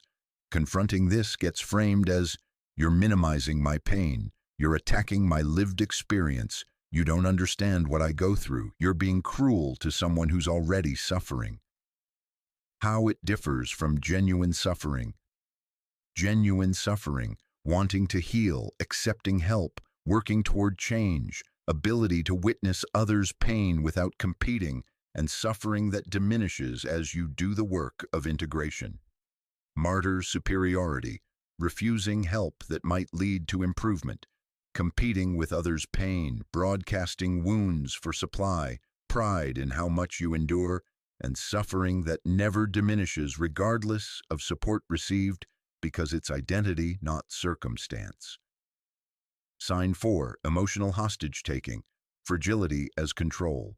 The fourth sign, using emotional fragility to control others' behavior, making your sensitivity everyone else's responsibility to manage. The behavior, the entire system, family, workplace, friend group, organizes itself around not upsetting the shadow empath. Everyone monitors their words, tones, facial expressions. Decisions get filtered through, will this upset them? When someone sets a boundary, asserts a need, or prioritizes themselves, the shadow empath has an emotional breakdown. They can't handle it. They collapse into crisis. They threaten harm to themselves or total withdrawal. The message is clear. Your needs cause my collapse. Your boundaries wound me. Your autonomy threatens my survival. Therefore, your autonomy is cruelty. Everyone learns. The empaths. Feelings matter more than anyone else's. Managing their emotional state is everyone's job, and failure to do so makes you responsible for their pain. The psychological mechanism. This is infantile omnipotence, the infant's belief that others exist to regulate their emotional states. The infant cries and expects immediate soothing. They're distressed and expect the world to fix it. Healthy development involves learning emotional self-regulation, frustration tolerance, and differentiation, recognizing that others have separate needs and feelings that matter equally. The shadow empath never completed this development. They're psychologically fused, undifferentiated, demanding that others function as extensions of themselves, whose sole purpose is their emotional regulation. The fragility isn't faked, it's real, but it's been weaponized. The inability to tolerate any discomfort, any boundary, any assertion of others' separate needs becomes the ultimate control mechanism. I can't handle becomes an ultimatum: conform to my needs or be responsible for my destruction. The conscious experience versus unconscious reality. Consciously, I can't help how sensitive I am. I genuinely can't handle conflict, criticism, or boundaries. Others should be more careful, more gentle, more accommodating. If they cared about me, they wouldn't do things that cause me to collapse. I'm not controlling anyone. I just have limitations others need to respect. Unconsciously, I control everyone through my fragility. My emotional breakdowns are the ultimate weapon. No one can maintain boundaries when I collapse. I've learned that appearing too damaged to confront grants me total power. I will never develop frustration tolerance because my inability to tolerate discomfort is how I ensure others prioritize me constantly. The impact on others. Living with or working with a shadow empath who weaponizes fragility creates chronic anxiety, inability to have needs or boundaries, compulsive caretaking, resentment that can never be expressed, and gradual loss of self as your entire life becomes organized around managing one person's emotional states. Adult children report decades of therapy to recover from being emotionally responsible for a parent from early childhood. Inability to know their own feelings because they're so trained to monitor someone else's, and profound guilt about basic self-care or autonomy. Why it works? Because the fragility appears too real to be manipulative. The shadow empath genuinely does collapse when boundaries are set. They genuinely cannot tolerate discomfort. So confronting the dynamic seems monstrously cruel. You're demanding someone regulate their emotions when they're clearly incapable. You're setting boundaries with someone too fragile to handle it. You're prioritizing yourself over someone who might self-harm. The fragility makes the manipulation invisible. Who sets boundaries with someone that's broken? Who prioritizes themselves when someone else might shatter? How it differs from genuine sensitivity. Genuine sensitivity, intense emotional experience but taking responsibility for self-regulation, communicating needs directly, respecting others' boundaries even when it's uncomfortable, and working to develop resilience. Fragility as control. Emotional intensity used to prevent others from having needs. Breakdown whenever boundaries are set. Implicit or explicit threats of crisis if not accommodated, and refusal to develop frustration tolerance because inability to handle discomfort is the source of power. Sign 5. The invisible accuser. Judgment without accountability. The fifth sign, constant judgment, criticism, and condemnation, expressed entirely through implication, energy, and atmosphere rather than direct statement. The behavior. The shadow empath never says, "I disapprove of this," but their facial expression says it. Their sigh says it. Their body language says it. The energy in the room says it. You feel perpetually evaluated and found lacking. There's this sense of not measuring up, of disappointing them, of being fundamentally wrong somehow. But they never actually state a criticism you can address. If confronted, "You seem upset about this," they deny it. "I didn't say anything." And technically, they didn't. So you're left feeling crazy for detecting judgment that's undeniable but unprovable. The criticism operates through implication, nonverbal communication, and atmospheric contamination. Everyone feels it. No one can address it. The psychological mechanism. This is projection of self-judgment contaminating perception. The shadow empath has massive self-hatred, harsh inner criticism, and feelings of inadequacy they cannot consciously acknowledge. So the psyche projects it outward. They see everyone else as failing, as wrong, as inadequate, because that's how they unconsciously feel about themselves. but direct criticism was deemed unacceptable in their development. Perhaps they were punished for voicing disapproval. Perhaps they learned that judgmental people are bad people. So the judgment expresses covertly through energy, body language, implication, atmosphere.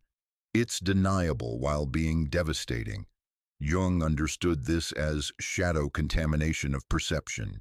When you can't acknowledge your own darkness, you see the world through that lens, perceiving others as carrying what you can't face in yourself. The conscious experience versus unconscious reality. Consciously, I don't judge people. I'm actually very accepting. I just feel things deeply and I can't help what shows on my face or in my energy. If people feel judged, that's their own insecurity, not my judgment. Unconsciously, I'm viciously, relentlessly judgmental of myself and everyone, but I express it deniably through size, expressions, and emotional atmosphere. This way I can shame and criticize without accountability. If confronted, I can claim I didn't say anything, making the other person seem paranoid. The impact on others. Being in relationship with an invisible accuser creates chronic sense of inadequacy, feeling perpetually wrong, shame that has no source you can identify or address, and eventually learned helplessness where you stop trying because nothing is ever good enough.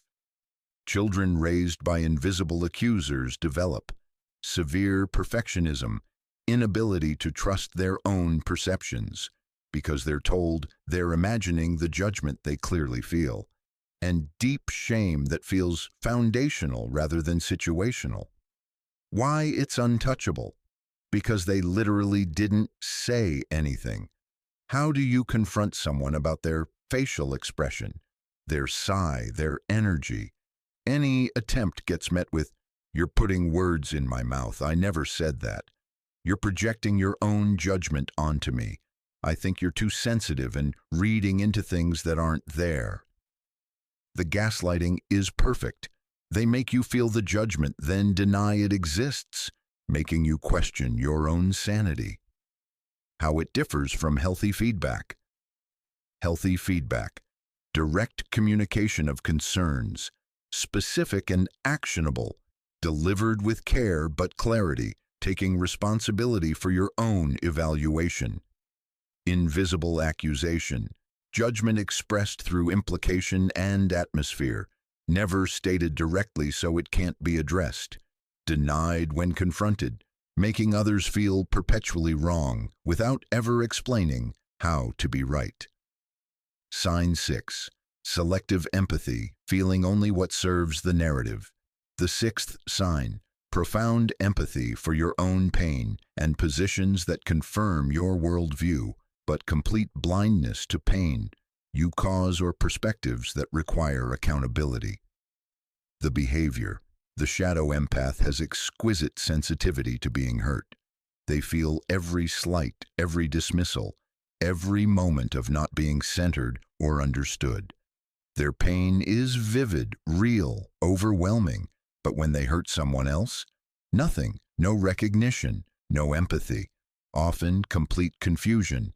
I don't understand why you're upset. I didn't do anything wrong. They have empathy for certain people, those who confirm their victim narrative, those who validate their specialness, those who are safe, meaning they don't challenge the shadow empath's worldview. But for people who set boundaries, offer feedback, have conflicting needs, or represent positions that threaten the empath's narrative. Zero empathy. They can cry about their own minor slights while being completely unmoved by others' major wounds, can feel their own pain intensely while dismissing others as being too sensitive or overreacting. The psychological mechanism. This is empathy as ego protection rather than genuine feeling. The shadow empath hasn't developed true empathy, the capacity to feel with another while maintaining separate identity. Instead, they've developed selective absorption. They absorb others' emotions when it serves them, feeling victimized, feeling needed, feeling special. But they have complete perceptual barriers when others' feelings would require them to acknowledge their own role, face their own shadow, or lose their victim position. Jung recognized this as shadow splitting. The psyche divides experience into all good, me, my feelings, my people, and all bad, them, their feelings when they challenge me. The shadow material creates perceptual distortion that makes genuine empathy impossible. The conscious experience versus unconscious reality. Consciously, I feel everything deeply. I'm overwhelmed by how much I feel. I'm so empathic that others' pain becomes my pain. I'm constantly absorbing everyone's emotions, and it exhausts me. Unconsciously, I feel only what confirms my innocence and others' guilt. I absorb emotions when it makes me special or victimized, but I have complete blindness to pain I cause because seeing it would destroy my entire identity. My empathy is actually narcissistic. I feel for others only when it serves my needs. The impact on others. Being in relationship with someone who has selective empathy creates one-sided relationships where only their pain matters, feeling completely unseen and unheard. The bizarre experience of someone claiming to be highly empathic while showing you zero empathy, and eventually emotional abandonment, where you learn to stop having needs because they'll never be acknowledged. You watch them be exquisitely sensitive about their own minor discomforts while remaining completely unmoved when they've devastated you. Why it persists? Because they genuinely feel their own pain so intensely, they believe they're empathic. The depth of their self-focused emotional experience confirms their identity as someone who feels everything. They don't recognize that true empathy requires feeling for others, especially when it's uncomfortable, when it requires acknowledging your role, when it threatens your narrative. Their emotional intensity is mistaken for empathic capacity, but intensity focused entirely on self-preservation isn't empathy. It's narcissistic hypersensitivity. How it differs from genuine empathy.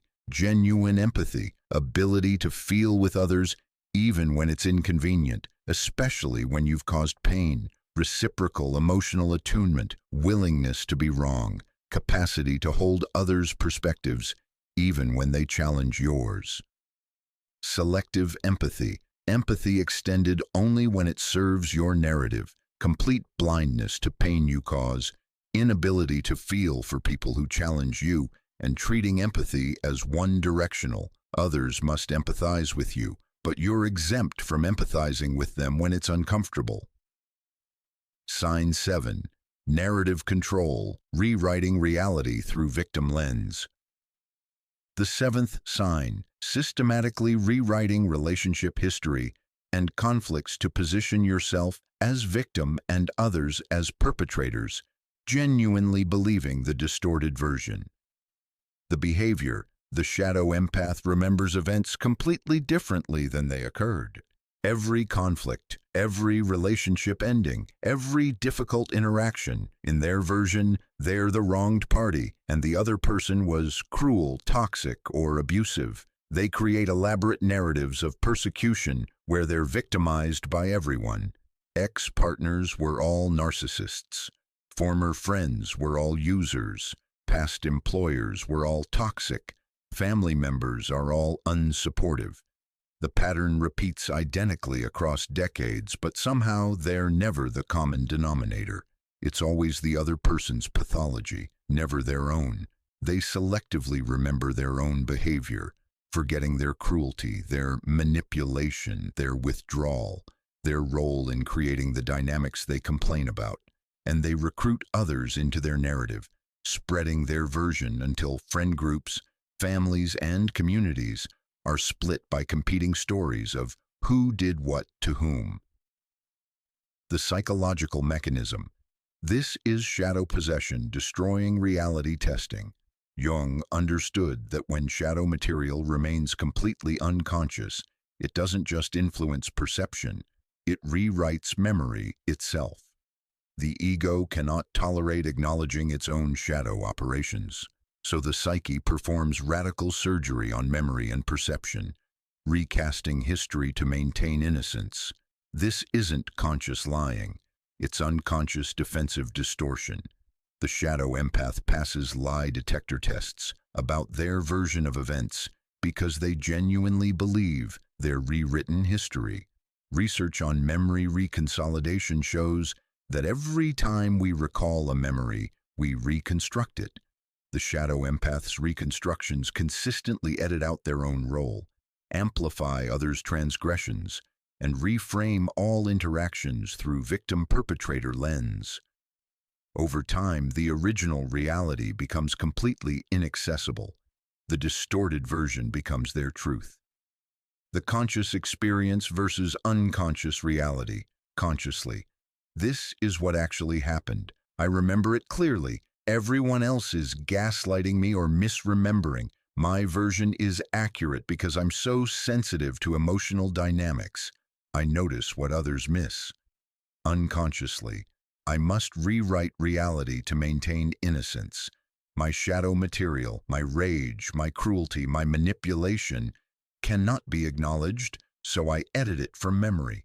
I reconstruct every interaction to confirm my victim status. This requires constantly revising history, but the alternative is ego death. The impact on others, being accused of things you didn't do, having your version of reality completely contradicted, watching someone rewrite history in real time. It creates profound disorientation. You remember the interaction one way, they remember it completely differently, and they're so certain, so detailed in their version, that you begin doubting your own memory.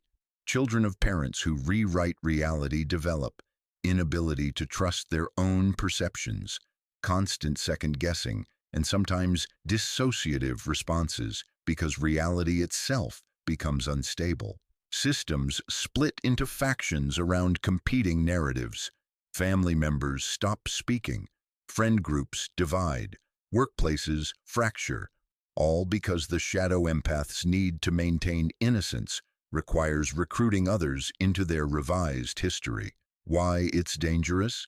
Because they believe their own distortions. This isn't strategic lying you can expose. It's genuine delusion maintained by unconscious defensive processes. You cannot resolve conflicts with someone who rewrites history. You cannot address patterns with someone who denies they exist. You cannot grow in relationship with someone whose psyche constantly revises reality to maintain their victimhood.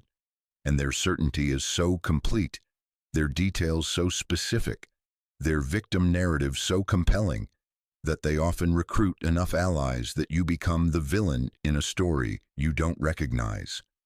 How it differs from different perspectives. Different perspectives. We remember this interaction differently. From my view, X happened. From yours, Y. Both can contain truth. Let's try to understand each other's experience. Narrative control. My version is the truth. Your version is gaslighting, lying, narcissistic revisionism. I know what really happened because I'm more aware than you. Anyone who believes your version has been manipulated. Sign 8.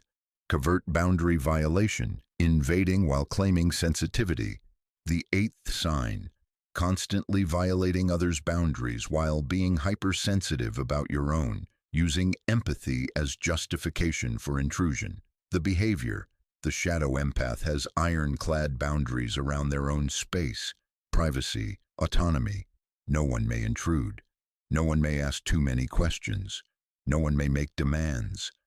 But they violate others' boundaries constantly, reading journals, checking phones, prying into private matters, inserting themselves into others' relationships, offering unwanted advice, making others' decisions their business, all justified by, I sensed something was wrong.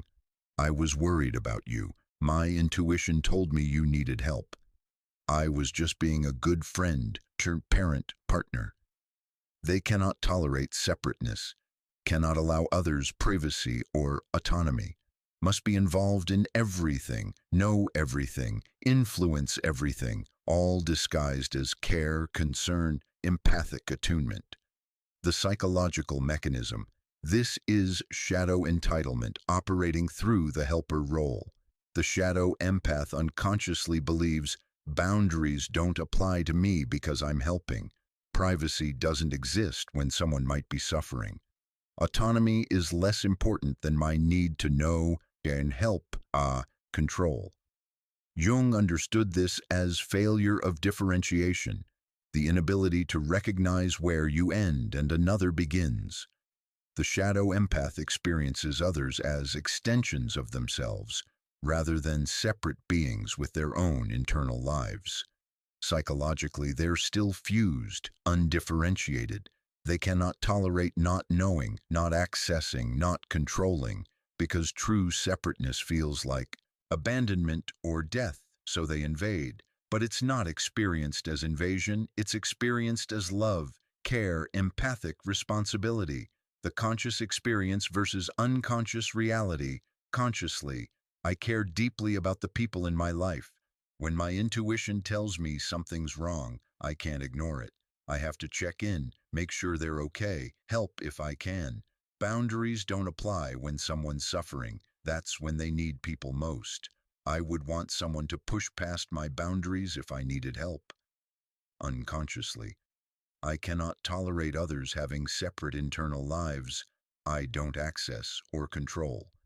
I violate boundaries to maintain psychological fusion and enmeshment. I must know everything, influence everything, be involved in everything, or I feel abandoned and powerless. My empathy is actually my inability to allow autonomy. The impact on others. Having your boundaries constantly violated by someone who claims they're helping creates no psychological privacy, feeling monitored and controlled. Infantilization. The shadow empath treats you as incapable of managing your own life. Resentment mixed with guilt. You feel violated, but they claim they were just caring, and eventually extreme withdrawal or secrecy as the only way to maintain any autonomy. Adult children of boundary-violating parents report inability to know their own thoughts, feelings without parental intrusion, even decades later, feeling guilty for basic privacy and sometimes radical distancing as the only way to develop separate identity. Why it continues? Because boundary setting with them is framed as cruel.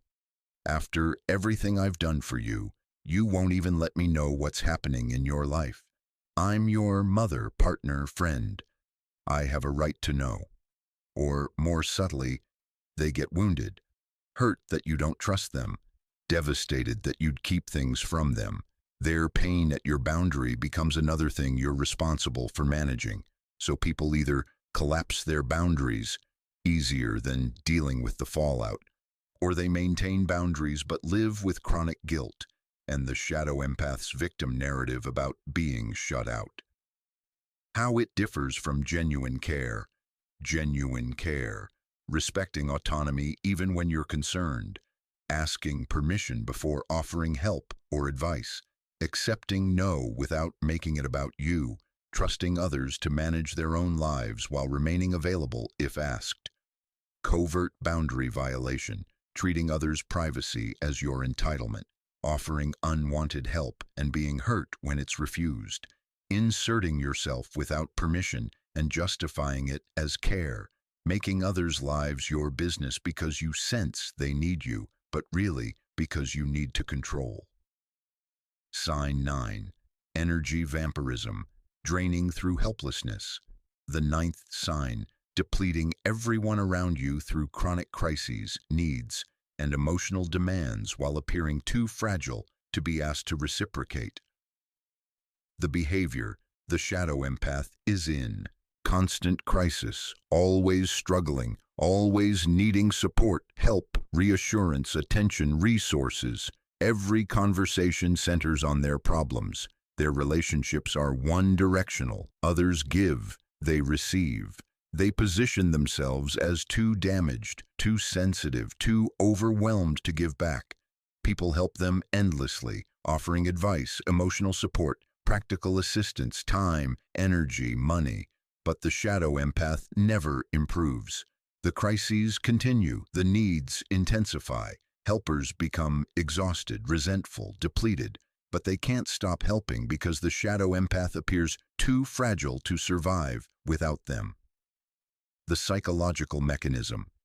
This is narcissistic supply through being needed, combined with rage at having needs expressed through demanding helplessness. The shadow empath unconsciously learned, being wounded and helpless gets you attention, care, and significance. Independence threatens specialness. Improvement means losing your identity and your power, so they remain perpetually in crisis, not through conscious choice, but through unconscious sabotage of any healing or growth. The psyche cannot allow improvement because neediness is how they matter. Jung recognized this as identification with the victim archetype taken to extreme, becoming the eternal wounded one who requires perpetual rescue, which grants them power over helpers while maintaining moral superiority. The rage component, they're furious at having needs, at not being self-sufficient, but this rage cannot be acknowledged, so it expresses through making neediness so extreme and unending that helpers become exhausted, which is unconscious revenge for having to need anyone at all. The conscious experience versus unconscious reality. Consciously, I can't help that life is so hard for me. I'm more sensitive than others, so things impact me more deeply. I genuinely need support. I'm not trying to drain anyone. I'd love to be independent, but I'm just too damaged right now. Maybe someday I'll be able to give back. Unconsciously, I drain others to fill the void inside me that can never be filled. I cannot allow healing because my identity and power come from being wounded and needed. I unconsciously sabotage growth because independence would cost me significance. My helplessness hooks helpers, and their exhaustion provides unconscious satisfaction, revenge for my unacknowledged rage at needing anyone. The impact on others. Caretakers of shadow empath energy vampires report complete depletion, no energy left for their own lives, relationships consumed by one person's endless needs, resentment they can't express, and the devastating realization that no amount of help ever helps. The person remains exactly as needy regardless of support given. Children raised by vampire parents describe being parentified from early childhood, having no space for their own needs, exhaustion as their baseline, and guilt if they try to stop caretaking even as adults. Why? They're protected because they seem too damaged to set limits with. They appear genuinely helpless, genuinely overwhelmed, genuinely unable to function without support. Setting boundaries feels monstrous.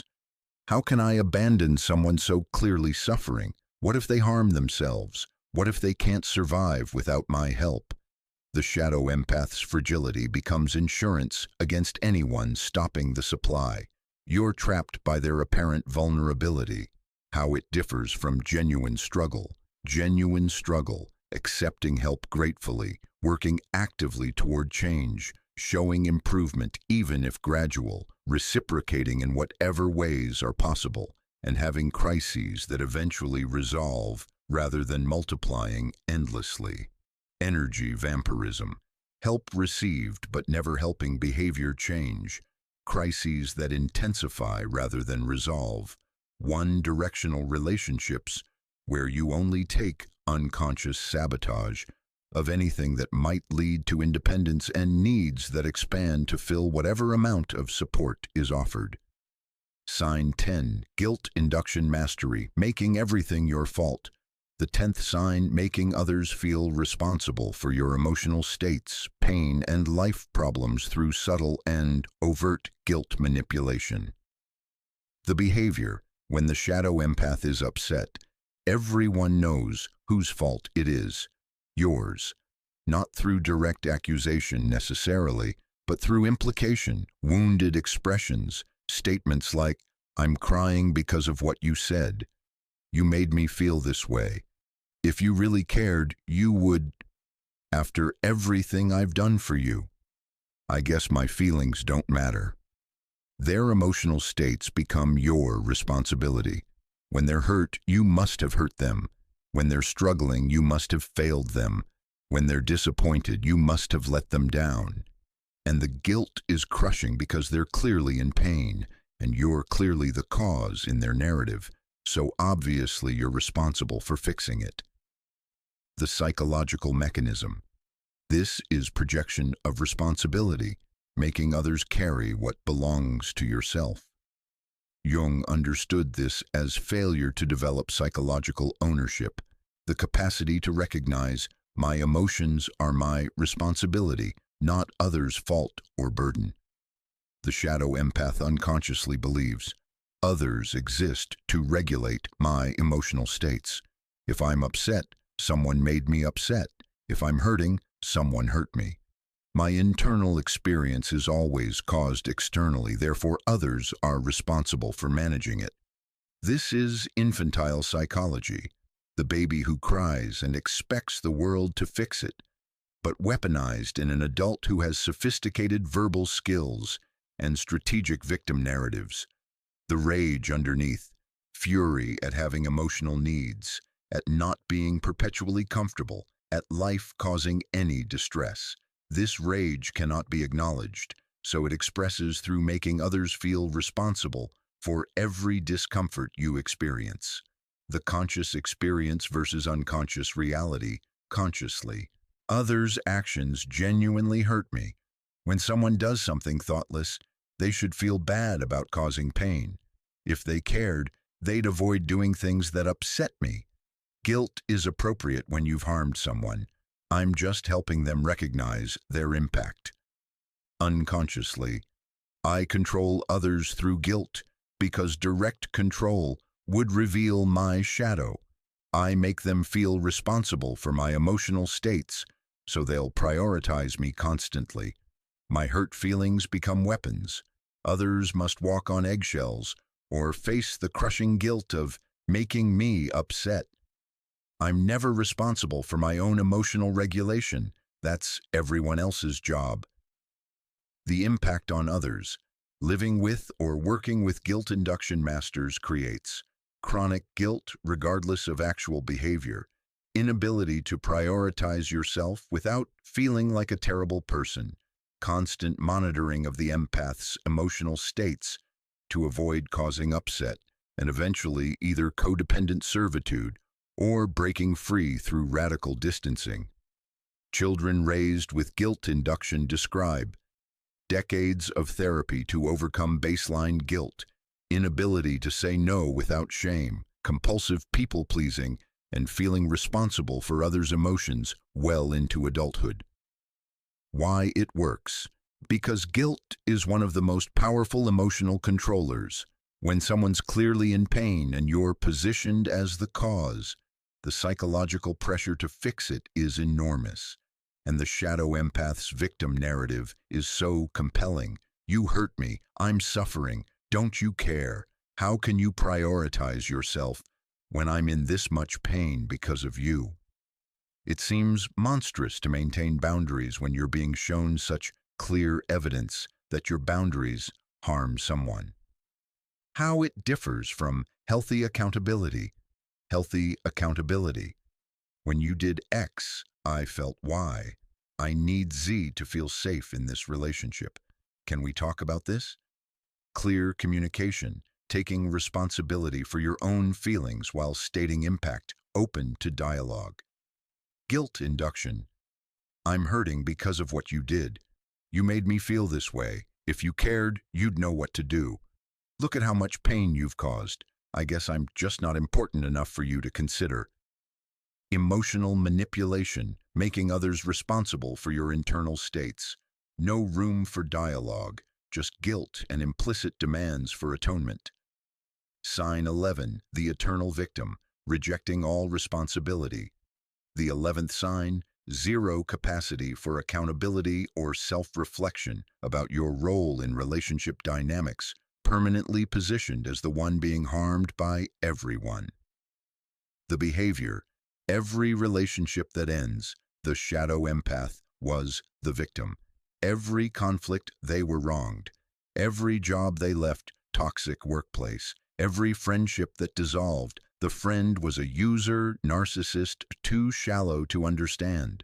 When asked about patterns, you've described 17 relationships that ended the same way. They justify each person was independently toxic. They attract narcissists. They're too trusting. They give too much. Everyone takes advantage of their empathic nature. They cannot self-reflect, cannot examine their role, cannot acknowledge any behavior that might have contributed to the dynamics they complain about. When confronted with specific behaviors, you withdrew for 3 days without communicating. They justify, I was too hurt to speak. What was I supposed to do? The circumstances always excuse their behavior. Others' similar behavior proves toxicity. Their own similar behavior proves how wounded they are. The psychological mechanism. This is ego protection through perpetual victim identification. Jung understood that the psyche will go to extraordinary lengths to avoid seeing its own shadow, including creating elaborate defense systems that maintain innocence at all costs. For the shadow empath, victim identity is the fortress protecting the ego from devastating recognition. If they acknowledged any responsibility, even 1% of the dynamic, the whole defense structure threatens to collapse. Because they're not 1% responsible, they're often 50% or more. But acknowledging even minor responsibility opens the door to seeing the full extent of their shadow operations. The psyche knows this, so it slams the door completely. Shadow projection maintains the defense. All darkness resides in others. I am pure light, pure victim, pure innocent, wounded by a cruel world. The conscious experience versus unconscious reality. Consciously, I genuinely keep encountering toxic people. I don't know why. Maybe I'm too empathic, too trusting, too kind. I give everything and people take advantage. I'm always the one trying to make things work. While others are abusive, neglectful, narcissistic, I can't be responsible for others' cruelty. Unconsciously, I cannot bear seeing my own role in relationship destruction, my shadow operations, my manipulation, my cruelty, my control needs must remain invisible. So I frame everyone else as perpetrator and myself as victim. This requires never self-reflecting, never acknowledging patterns, and attacking anyone who suggests I might have played a role. The impact on others. Being in relationship with someone who cannot take any responsibility creates impossible conflict resolution. They're never wrong. No relationship growth. Patterns repeat indefinitely. Emotional exhaustion from being the designated problem in every difficulty, and eventually, acceptance that the relationship will never be mutual or healthy. Children of eternally victim-identified parents describe being parentified while simultaneously blamed for parents' pain, never receiving apology or acknowledgement of harm, and having to do all the emotional work of forgiving without parent ever acknowledging anything to forgive. Why it's maintained? Because victim identity is culturally protected and garners sympathy. People who position themselves as perpetually wronged receive validation, support, allies, moral high ground, and freedom from accountability. Our culture has created permission structures around victim identity. Questioning someone's victim narrative gets framed as victim blaming, lacking compassion, not understanding trauma, being part of the problem. So the shadow empath's defense system is culturally reinforced. They're surrounded by people and systems that validate their permanent victimhood and would consider it cruel to suggest they examine their own role. How it differs from genuine victimization. Genuine victimization, specific incidents or patterns where you were clearly harmed, ability to acknowledge when relationships also had your contributions, willingness to examine patterns, even painful ones, and movement toward healing that includes taking appropriate responsibility. Eternal victimhood. Every relationship, every conflict, every difficulty is framed with you as victim. Absolute inability to see your role.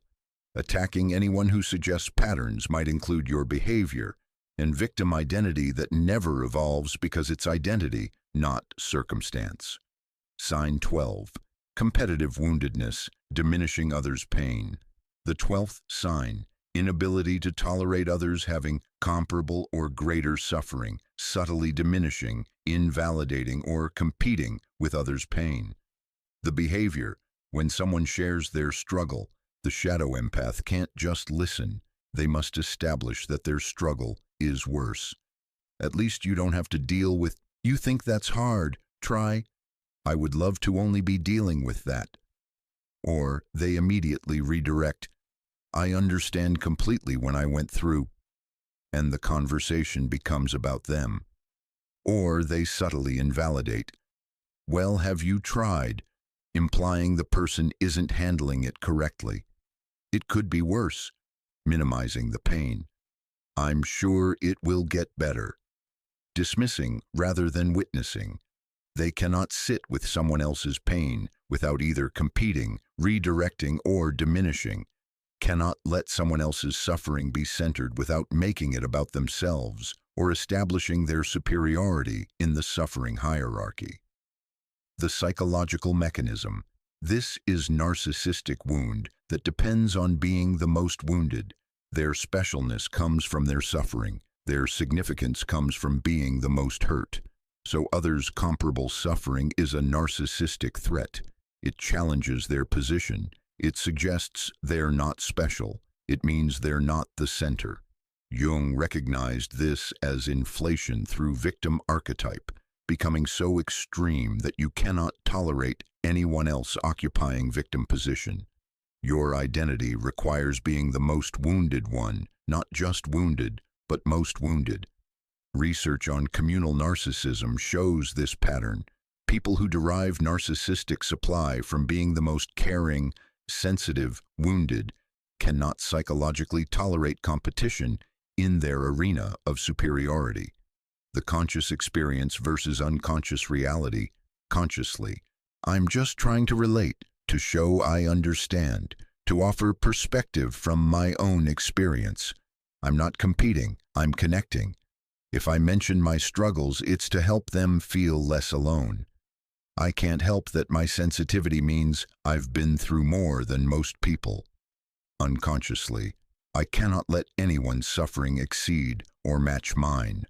My identity depends on being the most wounded.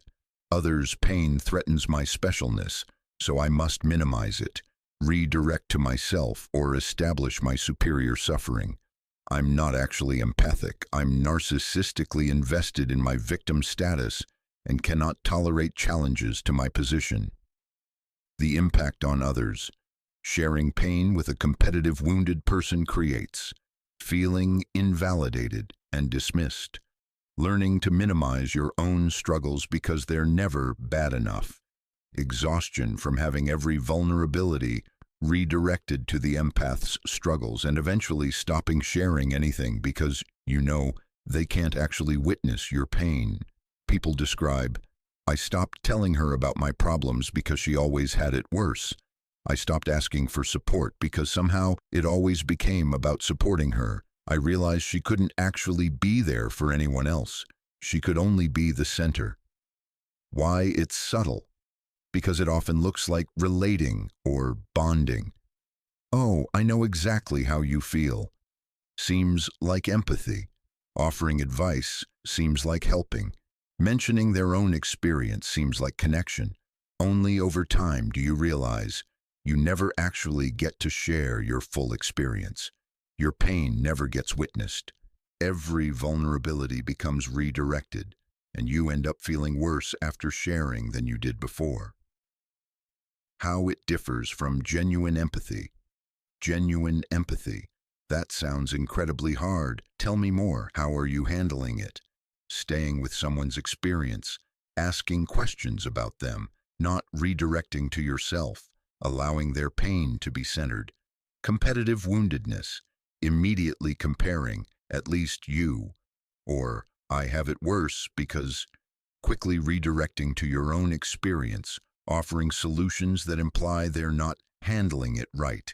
Visible discomfort when others share deep pain and consistently leaving others feeling invalidated rather than supported. Sign 13. Shadow proxy warfare, destroying through third parties. The 13th sign, never directly confronting or attacking, but recruiting others into your narrative, creating divided systems and proxy conflicts. The behavior.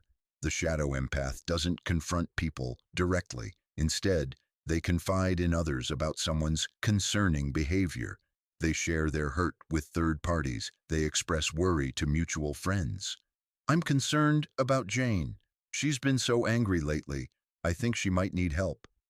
This gets back to Jane, who didn't know the empath had any problem with her. They recruit allies. I'm so glad you see it too. I thought I was the only one who noticed how controlling he's become. Suddenly there's a coalition against someone who didn't know there was a problem. They triangulate constantly, talking to person A about person B, to person C about person A, creating webs of concern, gossip, and divided loyalty, all while maintaining their just worried or processing with safe people. The result?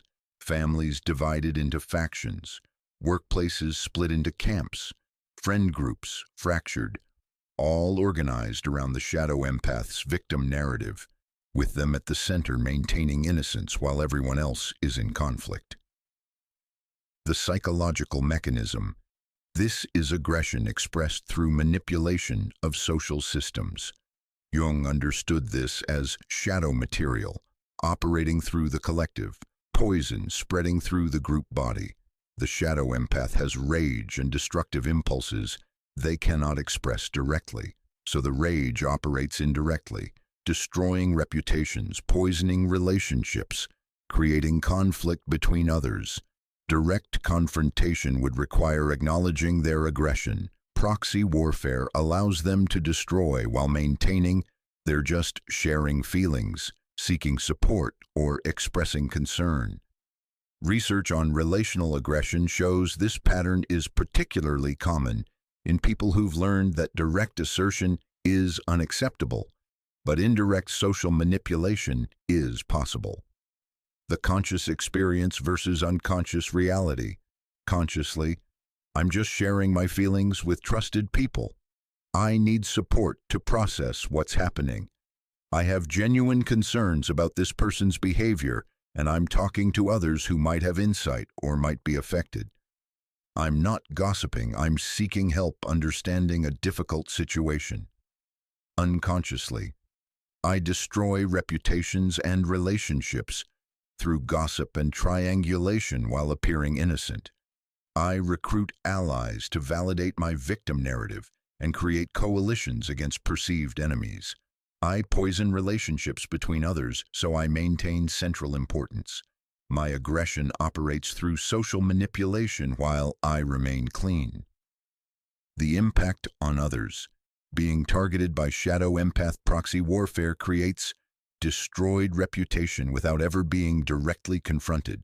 Relationships poisoned by rumors you didn't know were spreading, suddenly being isolated without understanding why, and eventual discovery that the empath has been sharing concerns that painted you as toxic, abusive, dangerous.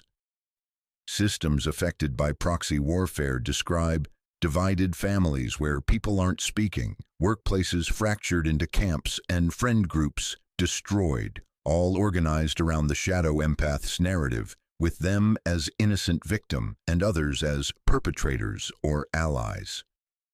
Why it succeeds? Because they're just sharing feelings.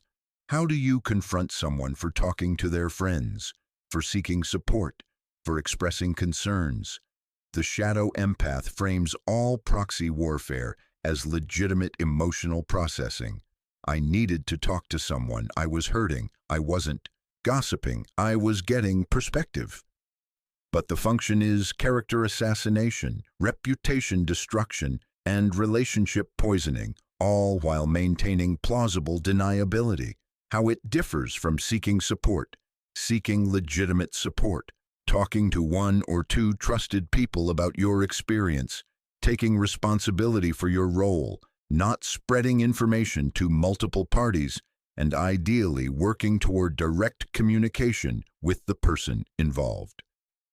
Shadow proxy warfare, talking to multiple people about the same person, recruiting allies and creating coalitions, spreading concerns that function as character assassination, avoiding any direct communication while poisoning the social environment and creating systemic division while maintaining your just processing or seeking help understanding.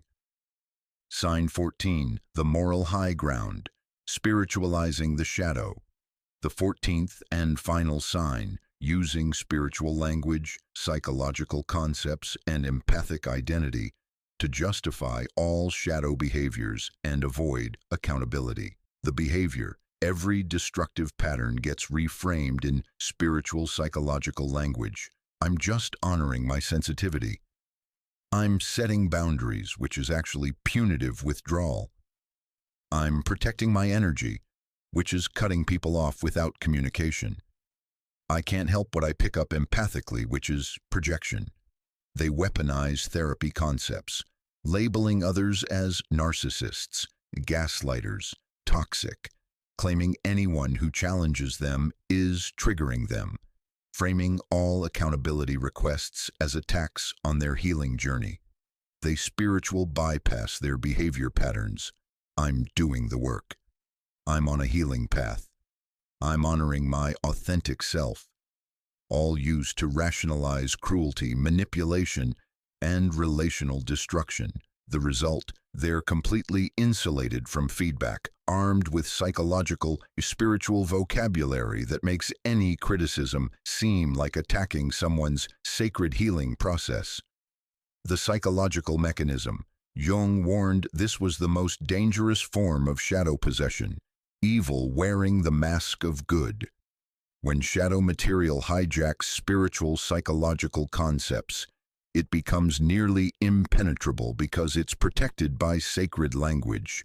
The shadow empath uses the very language of consciousness and healing to maintain unconsciousness and avoid healing. They weaponize concepts meant to promote growth to justify stagnation. This is inflation at maximum, identifying with the healer, seeker, spiritually advanced person rather than doing actual individuation work. The persona of person doing deep work becomes the defense against actually doing deep work. The conscious experience versus unconscious reality. Consciously. I'm committed to my healing journey. I'm learning about boundaries, energy protection, and honoring my sensitivity. I'm becoming more conscious through therapy language and spiritual practice. Others don't understand because they're not as far along their path. My use of these concepts proves I'm doing the work. Unconsciously, I weaponize spiritual and psychological concepts to justify cruelty, manipulation, and control while maintaining moral superiority. I use therapy language to pathologize anyone who challenges me. I spiritual bypass any actual accountability. My healing work is actually my most sophisticated defense against healing. It insulates me from feedback while making me seem self-aware. The impact on others. Dealing with someone who spiritualizes their shadow creates feeling crazy. They seem so self-aware yet cause such destruction. Inability to address patterns. Any feedback gets labeled as attacking their healing. Psychological gaslighting. Are they doing deep work or are they using that language to avoid work? And eventually recognizing that their spiritual psychological sophistication is their weapon, not their growth. People report she had all the language. She talked about boundaries, triggers, narcissistic abuse, energy protection. It all sounded so aware. It took me years to realize she was using those concepts to justify terrible behavior while never actually examining herself. Why it's impenetrable? Because they're armed with sacred language. Questioning someone's healing journey seems cruel. Challenging someone's boundaries seems abusive. Suggesting their empathic overwhelm might be projection seems like gaslighting. The spiritual, psychological vocabulary creates a force field around the shadow empath. They can do massive harm while remaining protected by language that makes any confrontation seem like attacking a wounded healer doing sacred work. How it differs from genuine spiritual psychological work. Genuine work leads to increased capacity for accountability, relationships improving rather than multiplying in destruction, growing ability to acknowledge your shadow, and spiritual psychological concepts used for self-examination rather than self-justification. Spiritualizing the shadow. Therapy language used to pathologize others and excuse self. Spiritual concepts used to bypass accountability, healing journey that never leads to behavioral change. Relationships continuing to fail while you maintain you're doing deep work. And psychological sophistication that serves as defense rather than growth. These are the 14 signs. The behavioral and psychological markers that reveal when empathic gifts have become contaminated with shadow material, creating a sophisticated form of psychological manipulation that operates entirely through victim identity while causing massive destruction. Not every shadow empath exhibits all 14 signs, but the presence of even 3 and 4 should prompt serious self-examination. Because these patterns don't resolve on their own. They intensify over time, consuming everything until you're left isolated, certain everyone else was the problem, having never experienced the genuine intimacy and individuation your soul is starving for. Now, let's explore what happens when these patterns continue unchecked. The 5 catastrophic consequences that affect not just the shadow empath, but entire systems and generations. The shadow empath pattern isn't just personally tragic, it's systemically catastrophic. When one person operates with this level of unconscious shadow possession, the destruction radiates outward, corrupting families, poisoning workplaces, traumatizing children, destroying communities, and ultimately consuming the shadow empath themselves. Here are the 5 escalating dangers when Shadow Empath Syndrome remains unconscious and unintegrated. Danger. 1. Complete system corruption. The first catastrophe. Entire systems organize themselves around managing the shadow empath's unacknowledged feelings, creating environments where honesty becomes impossible, healthy people leave, and dysfunction becomes normalized. How it manifests.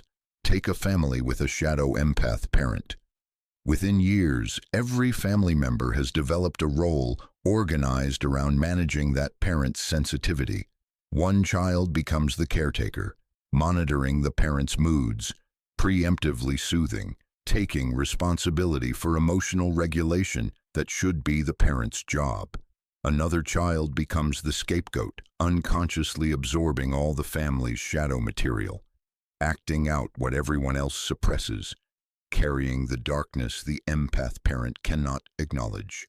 The other parent becomes the mediator, constantly managing everyone else's relationship to the shadow empath, translating communications, preventing upset, sacrificing their own needs to maintain system stability. And the shadow empath? They remain at the center, convinced they're the victim of a family that doesn't understand their sensitivity, never recognizing they've corrupted the entire system to serve their unconscious needs. The mechanism.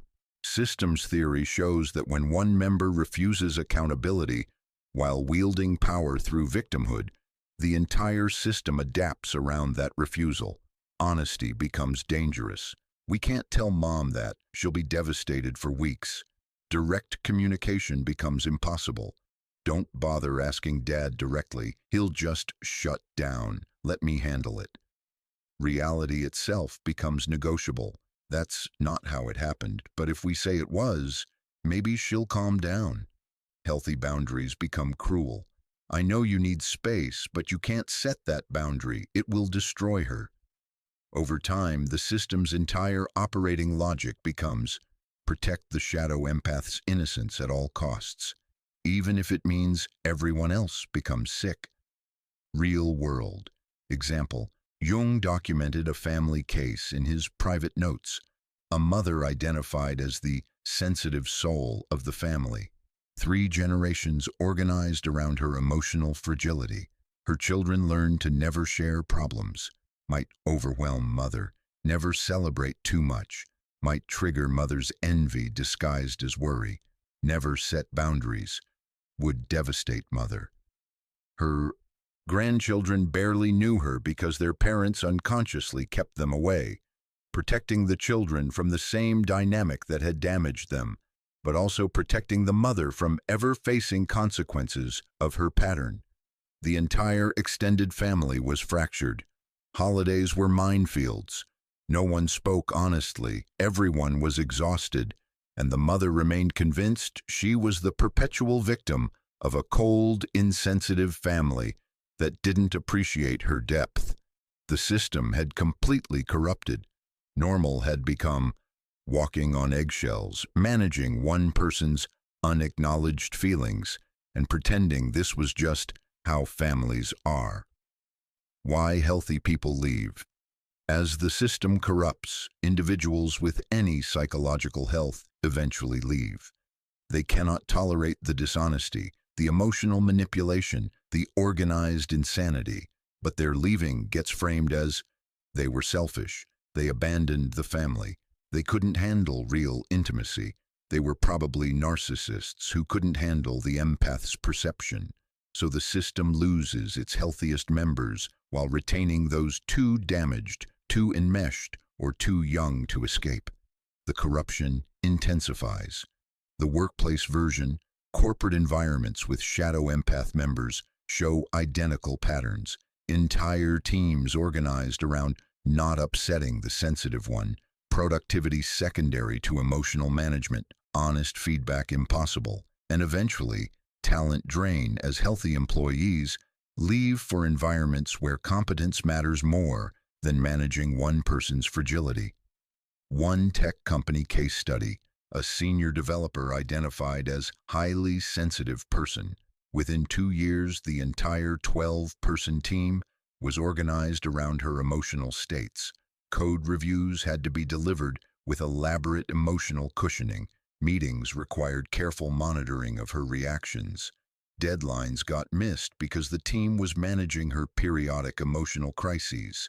The company's best engineer left, citing, "I can't do my work anymore. We spend more time managing Sarah's feelings than building software."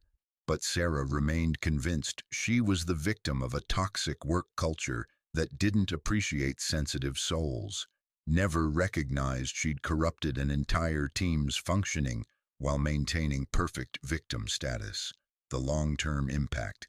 Systems corrupted by shadow empaths become multi-generational dysfunction machines.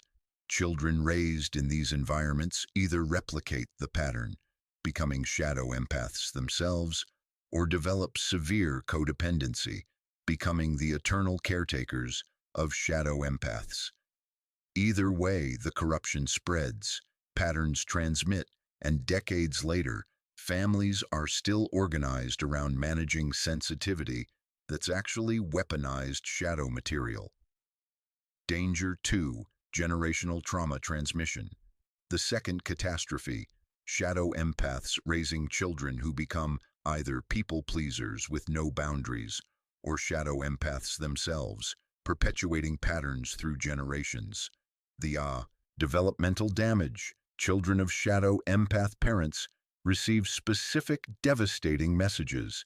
Your feelings don't matter as much as mine. Because the parent's emotional states always take priority, Children learn their internal experience is less important, less real, less worthy of attention. You're responsible for my emotions. Because the parent makes the child's behavior responsible for parental emotional states, children develop codependent belief that others' feelings are their fault and their job to fix. Direct communication is dangerous. Because the parent punishes directness through withdrawal and wounded collapse, children learn that stating needs, setting boundaries, or expressing anger leads to abandonment. Suffering is how you matter. Because the parent's significance comes through victimhood, children unconsciously learn that being wounded is how you get attention, care, and power. Two divergent paths. Children of shadow empaths typically develop in one of two directions. Path 1, the codependent caretaker. These children become adults with no boundaries, compulsive people-pleasing, inability to prioritize themselves, and attraction to relationships where they endlessly give while receiving nothing. They choose partners who are either shadow empaths, replicating the parent dynamic, or overt narcissists, the other side of the same coin. They become the eternal supporters, healers, fixers, depleting themselves while others take. They cannot say no without crushing guilt, cannot have needs without feeling selfish, cannot set boundaries without feeling cruel. Their entire identity is organized around caring for others' emotional states while neglecting their own. This is the legacy of being raised by someone whose fragility made the child's autonomy seem like cruelty. Path 2, the next generation shadow empath. Other children internalize the pattern itself. They learn sensitivity is power, victimhood is status, suffering is significance. They become the next generation of shadow empaths, wielding their emotional fragility to control others, positioning themselves as perpetual victims, using empathy as a weapon while genuinely believing they're the wounded innocent. They replicate the exact patterns that damaged them, often with complete unconsciousness that they're doing to their children what was done to them. The case of inherited patterns. Jung documented a 3-generation case. Grandmother was the original shadow empath, organizing her entire family around her sensitivity. Her daughter grew up as the caretaker child, compulsive people-pleaser, no boundaries, married to an abusive man she couldn't leave because he needs me. Her granddaughter became the next shadow empath, exquisitely sensitive, perpetually wounded, wielding her fragility to control everyone around her, certain she was the victim while replicating her grandmother's exact patterns. 3 generations. Same dysfunction, different individuals, but the shadow material transmitted like genetic code. The neurobiological component. Research on developmental trauma shows that children raised by emotionally volatile, unpredictable parents develop hyperactive stress response systems, difficulty regulating emotions, and heightened sensitivity to social cues. Exactly the neurobiological foundation for shadow empath development. They're literally wired for hypervigilance to others' emotional states, which gets labeled empathy, and difficulty managing their own emotions, which gets labeled sensitivity. The pattern becomes embodied, written into nervous system functioning, transmitted not just through behavior modeling but through neurobiological adaptation to an environment where emotional management was survival. Breaking the chain. The only way to stop generational transmission is conscious recognition and integration work, but shadow empaths rarely do this work because it requires acknowledging they're harming their children the same way they were harmed. Most cannot face this, so the pattern continues. Another generation raised by someone who unconsciously poisons them while believing they're the most loving parent possible. The tragedy. The deepest tragedy isn't just the damage to individual children, it's that these children often develop profound empathy, genuine feeling for others' pain, but it's contaminated from the beginning with the same shadow material that damaged them. They have the capacity for real connection, real healing, real love, but it's tangled with projection, manipulation, victim identity, and unconscious cruelty that will take decades to untangle, if they ever recognize the need. Danger 3. Relationship graveyards. The third catastrophe, a trail of destroyed relationships in the wake, blamed entirely on others' toxicity while identical patterns repeat through decades. The pattern: shadow empaths typically have relationship histories that look like graveyards. Marriages ended, friendships dissolved, family members estranged, colleagues at odds, all blamed on others' dysfunction while the shadow empath remains certain of their innocence. All my exes were narcissists. My former friends were users. My family is toxic. Every workplace I've left was abusive. The pattern is always the same. Intense beginning, the shadow empath's empathy feels magical. Slow corruption as shadow material begins operating. Eventual crisis when the other person finally sets boundaries or addresses patterns. And explosive ending, the shadow empath withdraws or leaves, positioning the other person as the abuser. Why patterns repeat? Jung understood that unconscious material will repeat until it's made conscious. The shadow empath creates the same dynamic in every relationship because the shadow operates automatically, unconsciously, inevitably. New partner, same pattern. New friend, same ending. New job, same conflicts. Because the common denominator isn't the people or circumstances, it's the shadow material that remains unintegrated. But the shadow empath cannot see this. Their victim identity requires that each relationship failed because of the other person's unique pathology. Recognizing the pattern would require seeing their own role, which would shatter their entire identity. The grief of never connecting. Perhaps the deepest tragedy: shadow empaths never experience genuine intimacy.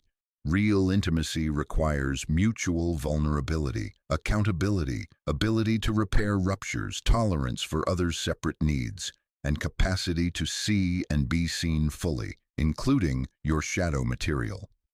Shadow empaths cannot do any of this. They're vulnerable only about approved wounds that confirm victim status. They cannot be accountable. They cannot repair. Repair requires acknowledging you caused harm. They cannot tolerate others' separate needs, experienced as abandonment. They cannot be truly seen, because seeing them includes seeing their shadow, which they will not allow. So every relationship remains superficial, performative, organized around maintaining their innocence. They're surrounded by people, but fundamentally alone. Known by many, but truly known by none. The 60-year-old pattern. Jung's notes describe a patient in her 60s who came to therapy because everyone in her life was toxic. 3 marriages all ended with her as the victim of abuse.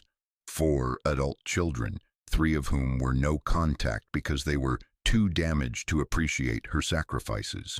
Dozens of former friends, all dismissed as shallow or users. Multiple therapists fired for being too confrontational. 60 years, dozens of relationships, identical pattern, and absolute certainty that she was the common victim, not the common denominator. Jung wrote, "She will die surrounded by the wreckage of relationships she destroyed, certain until her last breath that she was the wounded innocent." The tragedy isn't the destruction. It's that she'll never know genuine love because she's never allowed anyone to truly see her, including herself. The cost. The relationship graveyard costs the shadow empath. Love they could have had, growth that never occurred, connections that could have been transformative, and ultimately, a life lived in profound isolation while surrounded by people. And it costs everyone in the graveyard, years lost in relationships that could never be healthy, psychological damage from being positioned as perpetrator in someone's victim narrative, and often reluctance to trust or connect again after being weaponized against by someone claiming to be empathic. Danger 4. Reputational destruction. The fourth catastrophe. Shadow empaths destroy others' reputations through victim narratives and proxy warfare while maintaining their own innocent image. How it operates. When relationships with shadow empaths end, they don't end quietly. The shadow empath immediately begins narrative control, telling everyone their version, where they were victimized and the other person was toxic, abusive, narcissistic. They're compelling storytellers. They have emotional vocabulary. They seem so wounded, so sincere. And crucially, they believe their own narrative completely. So friends, family, community members hear a detailed account of how this person harmed the shadow empath. And it's persuasive. Why would someone lie about being victimized? Why would someone this wounded fabricate their suffering? The social media amplification. In the digital age, reputational destruction has accelerated. Shadow empaths post about narcissistic abuse, quote researchers on toxic relationships, share articles about gaslighting, all while their followers assume they're the victim of these dynamics rather than the perpetrator. They build entire online identities around surviving toxic people. Their audience validates their victimhood, reinforces their innocence, and sometimes actively participates in demonizing the people the shadow empath has positioned as abusers.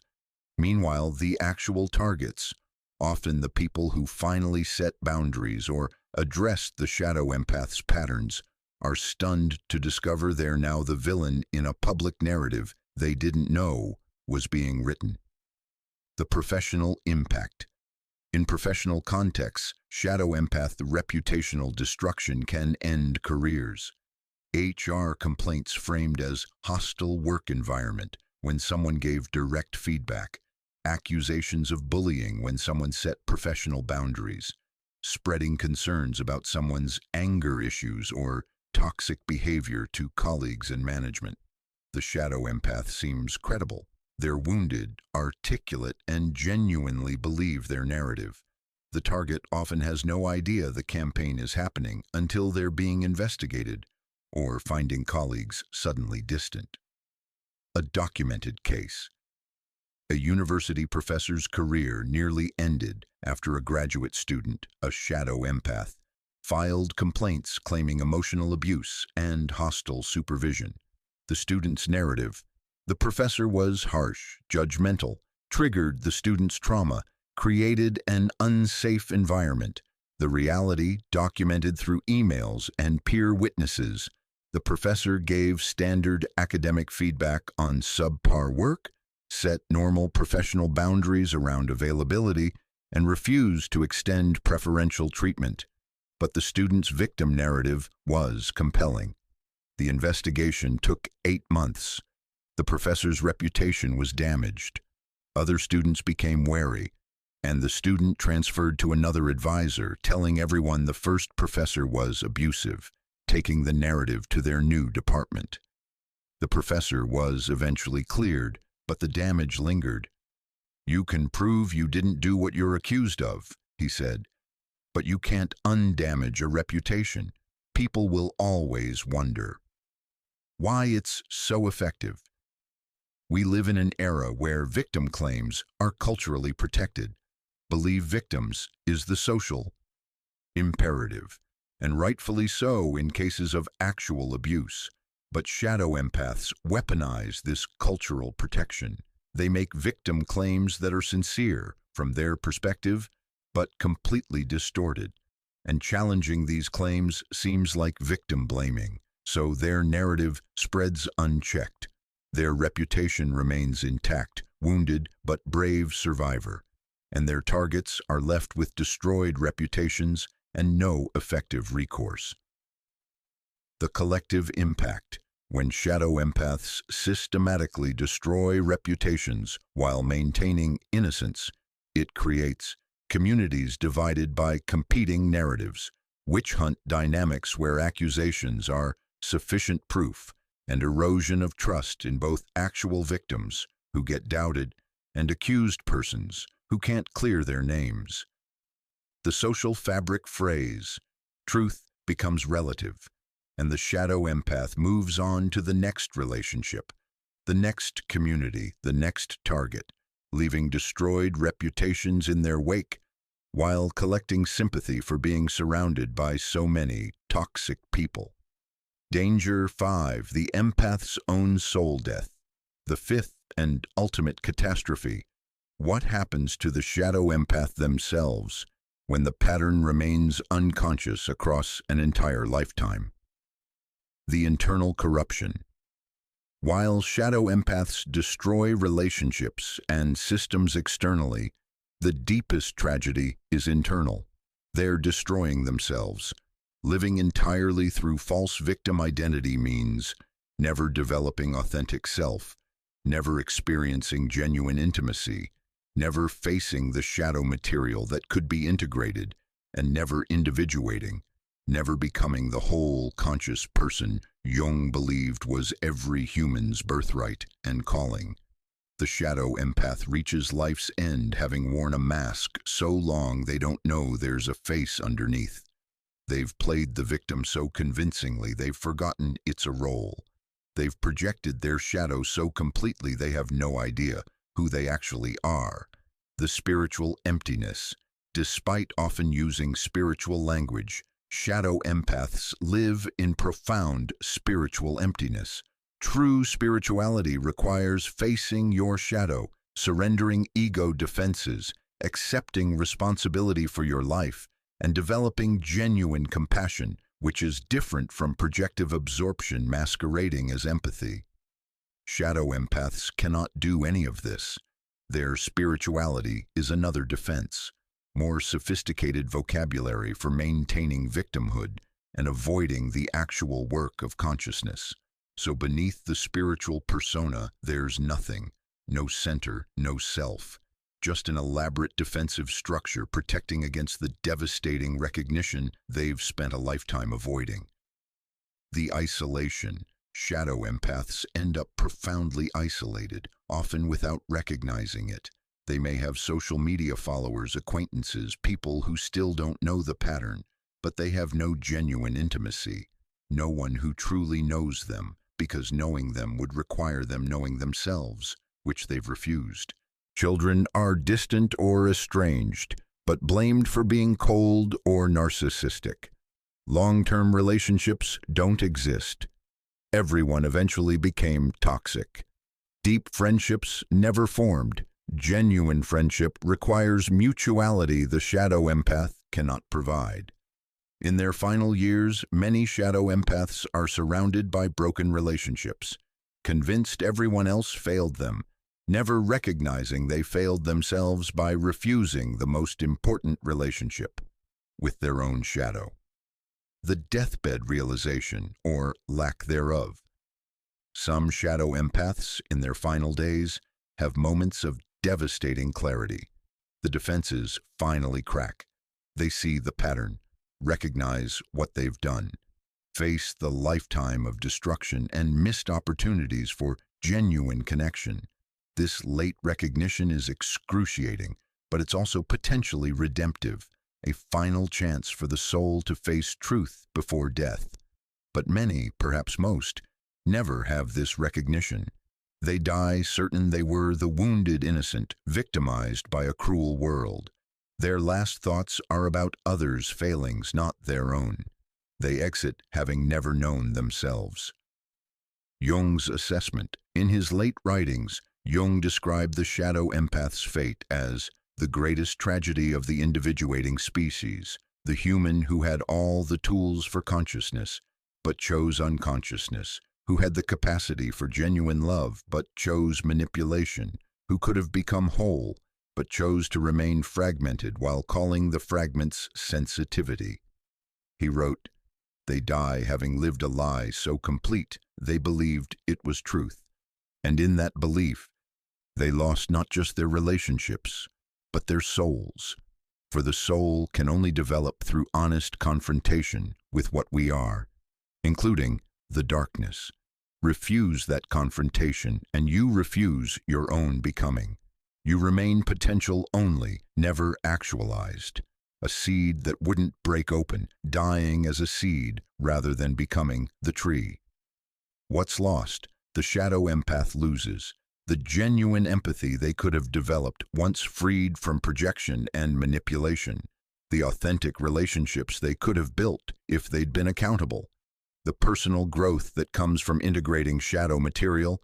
The creativity and life force locked in their disowned rage and darkness. The peace that comes from self-knowledge and ultimately individuation itself. The becoming of who they actually are rather than the defensive structure they've mistaken for identity.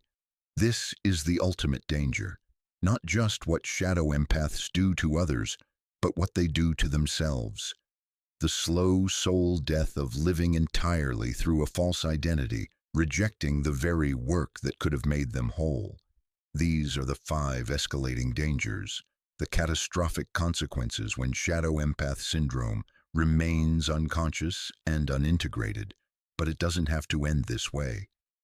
Jung mapped a path out, a brutal, beautiful process of shadow integration that can transform the shadow empath into someone capable of genuine empathy, authentic relationships, and true individuation.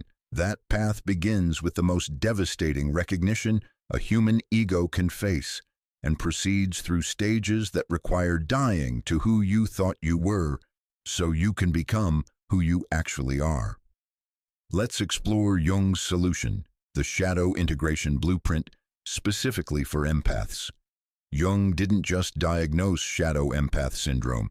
He lived through his own version of it and emerged with a map for transformation.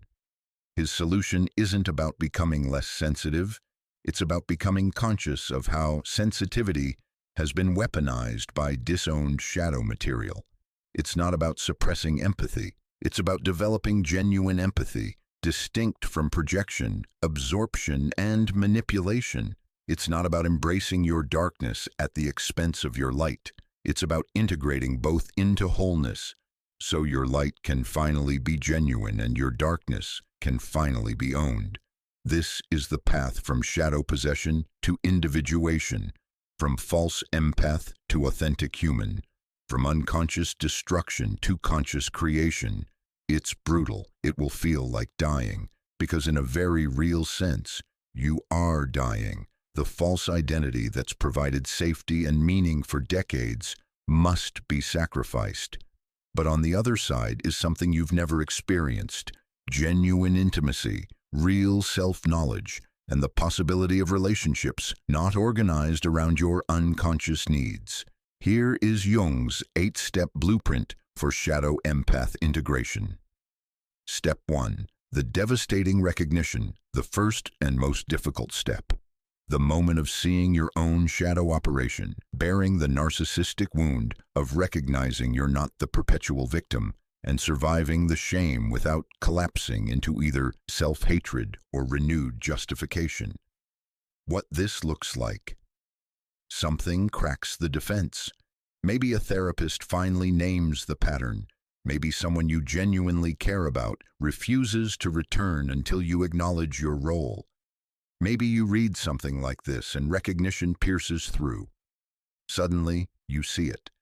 The weaponized silence, the projection laundering, the guilt induction, the competitive woundedness, the proxy warfare, all of it operating through you while you believed you were the innocent victim.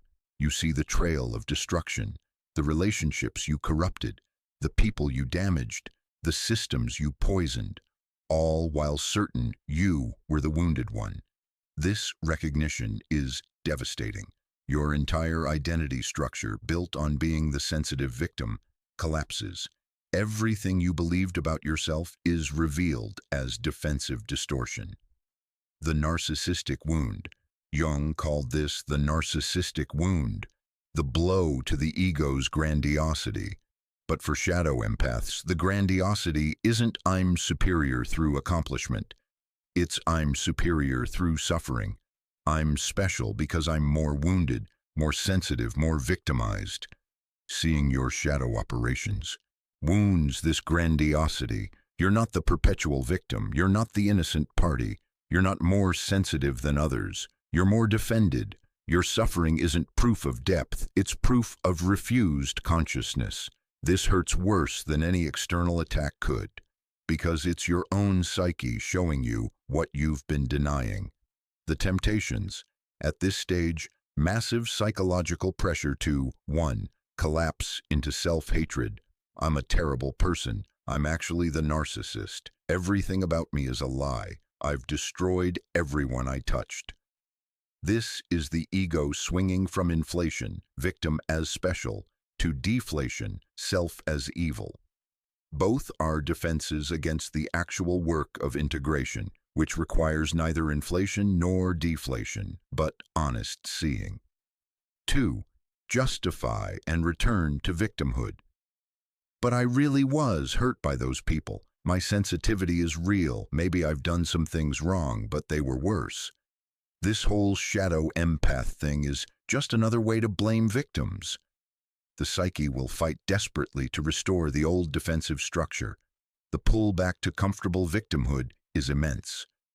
3. Spiritual bypass. I'm seeing my shadow, which means I'm actually more conscious than most people. This recognition itself proves I'm doing deep work, turning recognition into another source of specialness, bypassing the actual integration work by making the seeing itself evidence of superiority. What's required? Staying with the recognition without collapsing or fleeing, bearing the shame without becoming it, acknowledging I have caused real harm through unconscious shadow operations without making it "I am evil" or "but I was justified." Jung emphasized, this stage requires witnesses, therapists, analysts, or trusted others who can hold space for your devastation without rescuing you from it or confirming your worst fears about yourself. You must feel the full impact of what you've done while maintaining enough psychological structure to continue the work. This is the razor's edge. Most shadow empaths never make it past this stage. They either collapse into defensive self-hatred, which becomes a new victim identity, or they justify and return to old patterns, maybe more sophisticated but essentially unchanged. The ones who survive this stage with consciousness intact have crossed the threshold. The real work can begin. Step 2. Withdrawal of projections. The second step. Systematic work of recognizing that the darkness you sense in others is often your own disowned material, taking back projections one by one, and developing capacity to distinguish genuine empathy from projection. The practice. Every time you sense someone's anger, judgment, or negativity, stop. Ask yourself, could this be mine? Am I detecting their emotion or projecting my own? This is excruciating for shadow empaths because your entire identity is built on your empathic accuracy. Questioning whether your sensing is projection feels like losing your primary gift. But Jung insisted, until you can distinguish projection from perception, you don't have empathy. You have a projection delivery system. Specific techniques. The ownership question. When you feel someone is angry at you, ask, am I angry? What am I angry about? Often you'll discover the anger you're sensing in them is actually yours about something you haven't acknowledged. The pattern recognition. Notice when your empathic sensing always confirms your victim narrative. If you consistently detect others' judgment, hostility, or malice, that's probably projection. Genuine empathy detects full range of emotions, not just the ones that confirm you're being victimized. The verification practice. Start asking people directly, I'm sensing you're angry with me. Is that accurate? Most shadow empaths avoid verification because they trust their sensing absolutely. But verification reveals how often your sensing is wrong, revealing projection. Jung worked with a patient who sensed her husband was constantly judging her. When the analyst suggested asking the husband directly, she refused. "I know what I'm feeling. I don't need confirmation." But the analyst insisted. When she finally asked, her husband was bewildered. "I'm not judging you. I've been worried about you. Your anxiety has been so high lately." She was detecting her own harsh self-judgment, projecting it onto him, then experiencing herself as victim of his judgment. Classic projection laundering, the grief work. As you withdraw projections, you face devastating grief. Your empathic gift wasn't what you thought. Much of what you believed was sensitivity to others was actually your own shadow material operating. This grief is necessary. You're mourning the loss of a cherished identity, the one who senses what others miss. But what you actually sensed was often your own disowned material. Jung. The patient must grieve the loss of their supposed superiority before they can develop actual empathy. The false must die before the true can emerge. Developing true discernment. Over time, you begin distinguishing. Projection feels certain, urgent, confirms your narratives, makes you feel victimized, comes with stories about what it means. Genuine empathy feels curious, inviting dialogue, open to being wrong, doesn't confirm predetermined narratives, creates connection rather than division. This discernment develops slowly. You'll mistake projection for empathy hundreds of times before you can reliably tell the difference. But each recognition strengthens your capacity for genuine feeling. Step 3. Rage and control integration. The third step, facing that beneath the wounded empath persona lies massive rage and control needs, allowing these into consciousness and learning to express anger directly rather than through silence and withdrawal. The confrontation. This is where you face what the victim identity has been protecting you from. You're not just wounded, you're enraged. Enraged at having needs. Enraged at not being perfectly understood without having to communicate. Enraged at others' autonomy. Enraged at life for not organizing itself around you. Enraged at your own vulnerability. And beneath the wounded sensitivity lies a massive need for control. You cannot tolerate others having separate needs, separate feelings, separate lives. Your empathy has been a control mechanism, absorbing others' emotions to manage them, making them responsible for yours to control their behavior. The rage work. Jung emphasized that disowned rage must be consciously accessed and expressed before integration can occur. Not rage at others, rage at the conditions that made you develop this defensive structure. Rage journaling, writing uncensored fury about everything you've suppressed. The anger at your childhood that you've never allowed. The rage at having to be the sensitive one to survive. The fury at all the ways life failed you, that you've dressed up as spiritual acceptance. Physical discharge. Rage requires somatic release. Many Jungian analysts recommend hitting pillows, screaming in the car, intense physical exercise while allowing rage to move through the body. The rage has been locked in your nervous system for decades. It must be discharged. Rage dreams and active imagination. Jung encouraged working with rage figures in active imagination, dialoguing with the part of you that wants to destroy, that's been operating unconsciously through your victim identity. One of Jung's patients encountered in active imagination a figure she called the destroyer, a part of herself that wanted to burn down every relationship, hurt everyone who'd ever hurt her, and watch the world suffer. Consciously, she was the wounded empath who would never hurt anyone. Unconsciously, the destroyer was operating through every silence, every withdrawal, every guilt induction, Only by dialoguing with this figure, acknowledging it as hers, could she begin integrating the rage instead of expressing it covertly. Learning direct anger, the most terrifying part, expressing anger directly and appropriately in relationships. I'm angry about this. That hurt me and I need to address it. I'm frustrated and I need to communicate that clearly. For shadow empaths, this feels impossible.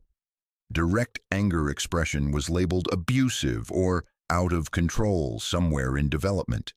The only safe anger was passive, through silence, withdrawal, and victim narratives. But Jung insisted, until you can express anger directly, it will continue operating through your shadow. The indirect expression, silence, guilt induction, proxy warfare, is far more destructive than clean, direct anger. This requires graduated exposure. Start small. I'm annoyed about this. Build toward, I'm genuinely angry and we need to talk about it. Expect terror, expect shame, expect the victim identity to scream that you're becoming an abuser. You're not. You're becoming honest. The control. Recognition. Simultaneously, you face how much of your empathy has been about control. You cannot tolerate not knowing others' emotional states because then you can't manage them. You cannot tolerate others having boundaries because then you lose access and influence. Your sensitivity has been surveillance. Your care has been control. Your wounded fragility has been a leash on everyone around you. This recognition is humiliating, but necessary. The control needs must be acknowledged before they can be released. Jung. The patient discovered her empathic concern for her adult son was actually controlling surveillance disguised as maternal love. She needed to know everything, influence everything, be consulted on everything, or she felt abandoned. Her love was actually fear of his autonomy, expressed as care. Step 4. Grief work for the false self. The fourth step, mourning the victim identity that's provided meaning, safety, and power, sitting with the terror of existing without the protection of victimhood, and allowing the false empathic self to die. What dies? Your identity as the perpetual victim, the specialness of being the most wounded, the moral superiority of being the innocent party, the power of making others responsible for your emotional states, the control granted by your fragility, the community of other empaths who validated your victimhood. All of it must die, because it was never real. It was a defensive structure masquerading as identity. The terror. Without victim identity, who are you? If you're not the wounded one, what makes you special? If you can't blame others, how do you make sense of your life? If you're not more sensitive than others, what's your significance? These questions create existential terror. The victim identity has been the organizing principle of your entire life. Releasing it feels like free-falling into void. Jung understood this as the death of the persona, the social mask you've worn so long you believed it was your face. Letting it die reveals you don't know who you are underneath. This is why most shadow empaths never complete integration. The terror of existing without victim identity is too great. They'd rather maintain the false self than face the unknown of authentic selfhood. The grief process. You must actively grieve. Grieve the life you could have had if you'd done this work earlier, the relationships that could have been genuine, the children you could have raised without damaging them, the potential that was wasted maintaining a false identity. Grieve the lies you believed about yourself. You weren't more sensitive, you were more defended. You weren't perpetually victimized, you were perpetually projecting. You weren't the wounded healer, you were the wounding one using healing language. Grieve the community you lose. Other self-identified empaths who won't understand your integration work. Online spaces that validated your victimhood. Relationships organized around your false identity that cannot survive its death. Grieve the simplicity of the old narrative. Life was easier when you were always innocent and others were always guilty, when you could sense others' darkness without examining your own, when suffering made you special instead of requiring consciousness. Jung. The patient wept for weeks, not for what others had done to her, but for what she'd done to herself. The decades wasted in false identity, the genuine self abandoned for the safety of victimhood. This grief, unlike her previous suffering, was real. It transformed her. Sitting with the void, after the grief comes the void. You're not the wounded empath anymore, but you don't yet know who you are. This is the dark night of the soul, Jung described, the period between death of false self and birth of true self, where you exist in uncomfortable uncertainty. Most people flee this void, return to old patterns, find new defensive structures, anything to avoid the discomfort of not knowing who you are. But Jung insisted the void is necessary. You cannot birth authentic self without first allowing false self to completely die. The temptation to prematurely fill the void with new identity must be resisted. This period might last months or years. You sit with not knowing, with being undefined, with having no clear identity to cling to. It's excruciating. It's also the only way forward. Step 5. Learning direct communication.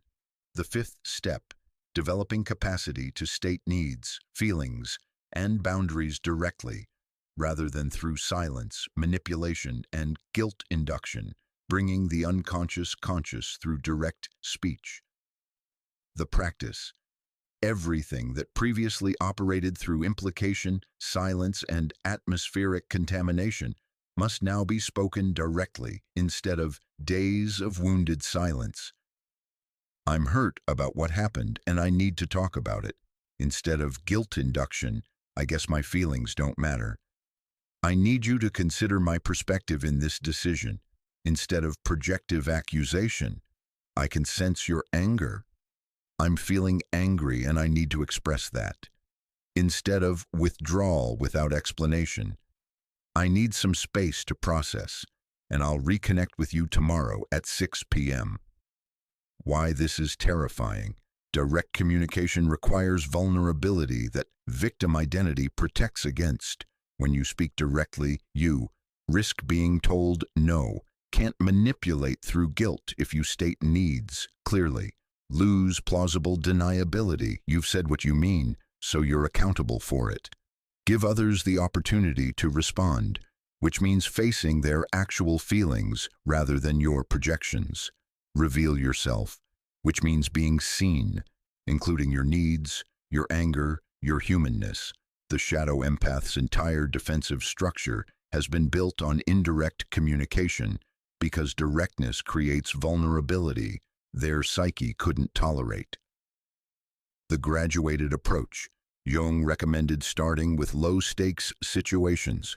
Week 1-4. Practice with strangers and acquaintances. I'd prefer the table by the window. That doesn't work for me. Small assertions that build the neural pathways for directness. Week 5-12. Move to friends and colleagues. I felt hurt when you canceled our plans without calling. I need more notice for schedule changes. Medium stakes communication where relationship isn't as threatened. Week 13+. Begin with intimate relationships. I'm angry about this pattern and we need to address it. I need this boundary respected or I'll need to reconsider the relationship. High stakes directness where vulnerability is greatest. Expect reactions. People conditioned to your indirect communication will be shocked by directness. Some will be relieved. Finally, I've been waiting for you to tell me directly what you need instead of making me guess. Some will be threatened. Your directness reveals their own indirect patterns or threatens dynamics where your victim position granted them something: moral superiority, helper identity, control. Some will test it. Are you really going to maintain this directness, or will you collapse back into old patterns when they push? The journaling practice. After each attempt at direct communication, journal. What did I say directly? What did I feel before, during, and after? What wanted to go silent or indirect? How did the other person respond? What did I learn? This meta-awareness helps solidify new patterns while processing the terror direct communication creates. Jung's emphasis. Jung believed direct speech was sacred. It literally brings the unconscious conscious. When you speak what's been operating in darkness, you integrate it. The shadow empath who learns to say, "I'm angry," instead of going silent, has fundamentally changed their relationship to their shadow. The rage is no longer unconscious, operating through passive violence. It's conscious, owned, expressed appropriately. This is the work of individuation, making conscious what was unconscious, speaking what was silent, owning what was projected. Step 6. Accountability practice. The 6th step. The excruciating work of acknowledging your role in relationship destruction, making amends where possible, sitting with being the bad guy in some people's stories, and releasing moral superiority. The inventory. Make a comprehensive list of relationships where your shadow operations caused harm, partners who walked on eggshells around your silence, children who learned their needs didn't matter compared to managing your fragility, friends who drifted away after your competitive woundedness made sharing with you impossible, colleagues whose reputations you damaged through proxy warfare, family members you guilt-induced into servitude. For each, acknowledge specifically what you did, not the relationship didn't work out, but I weaponized silence, refused to communicate directly, made them responsible for emotions I wouldn't own, and positioned myself as victim when they finally set boundaries.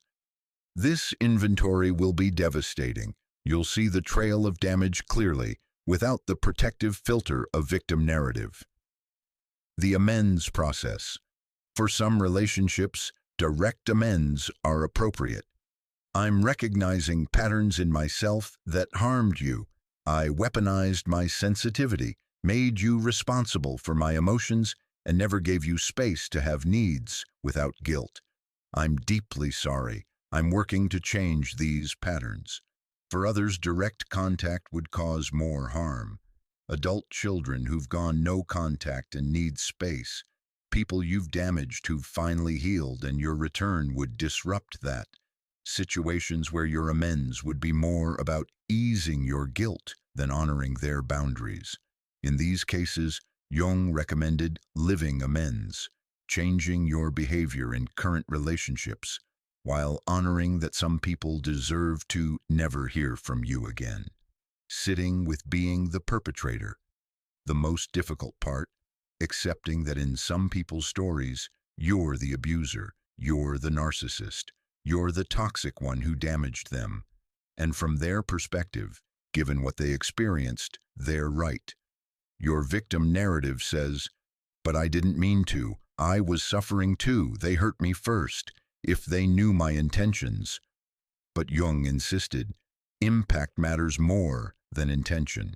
You caused real harm regardless of your internal experience. Others' pain is valid regardless of whether you meant to cause it. You must release the need to be understood as the victim. Some people will always see you as the one who harmed them, and you must allow that. Without defending, without justifying, without making it about your suffering. This is ego death.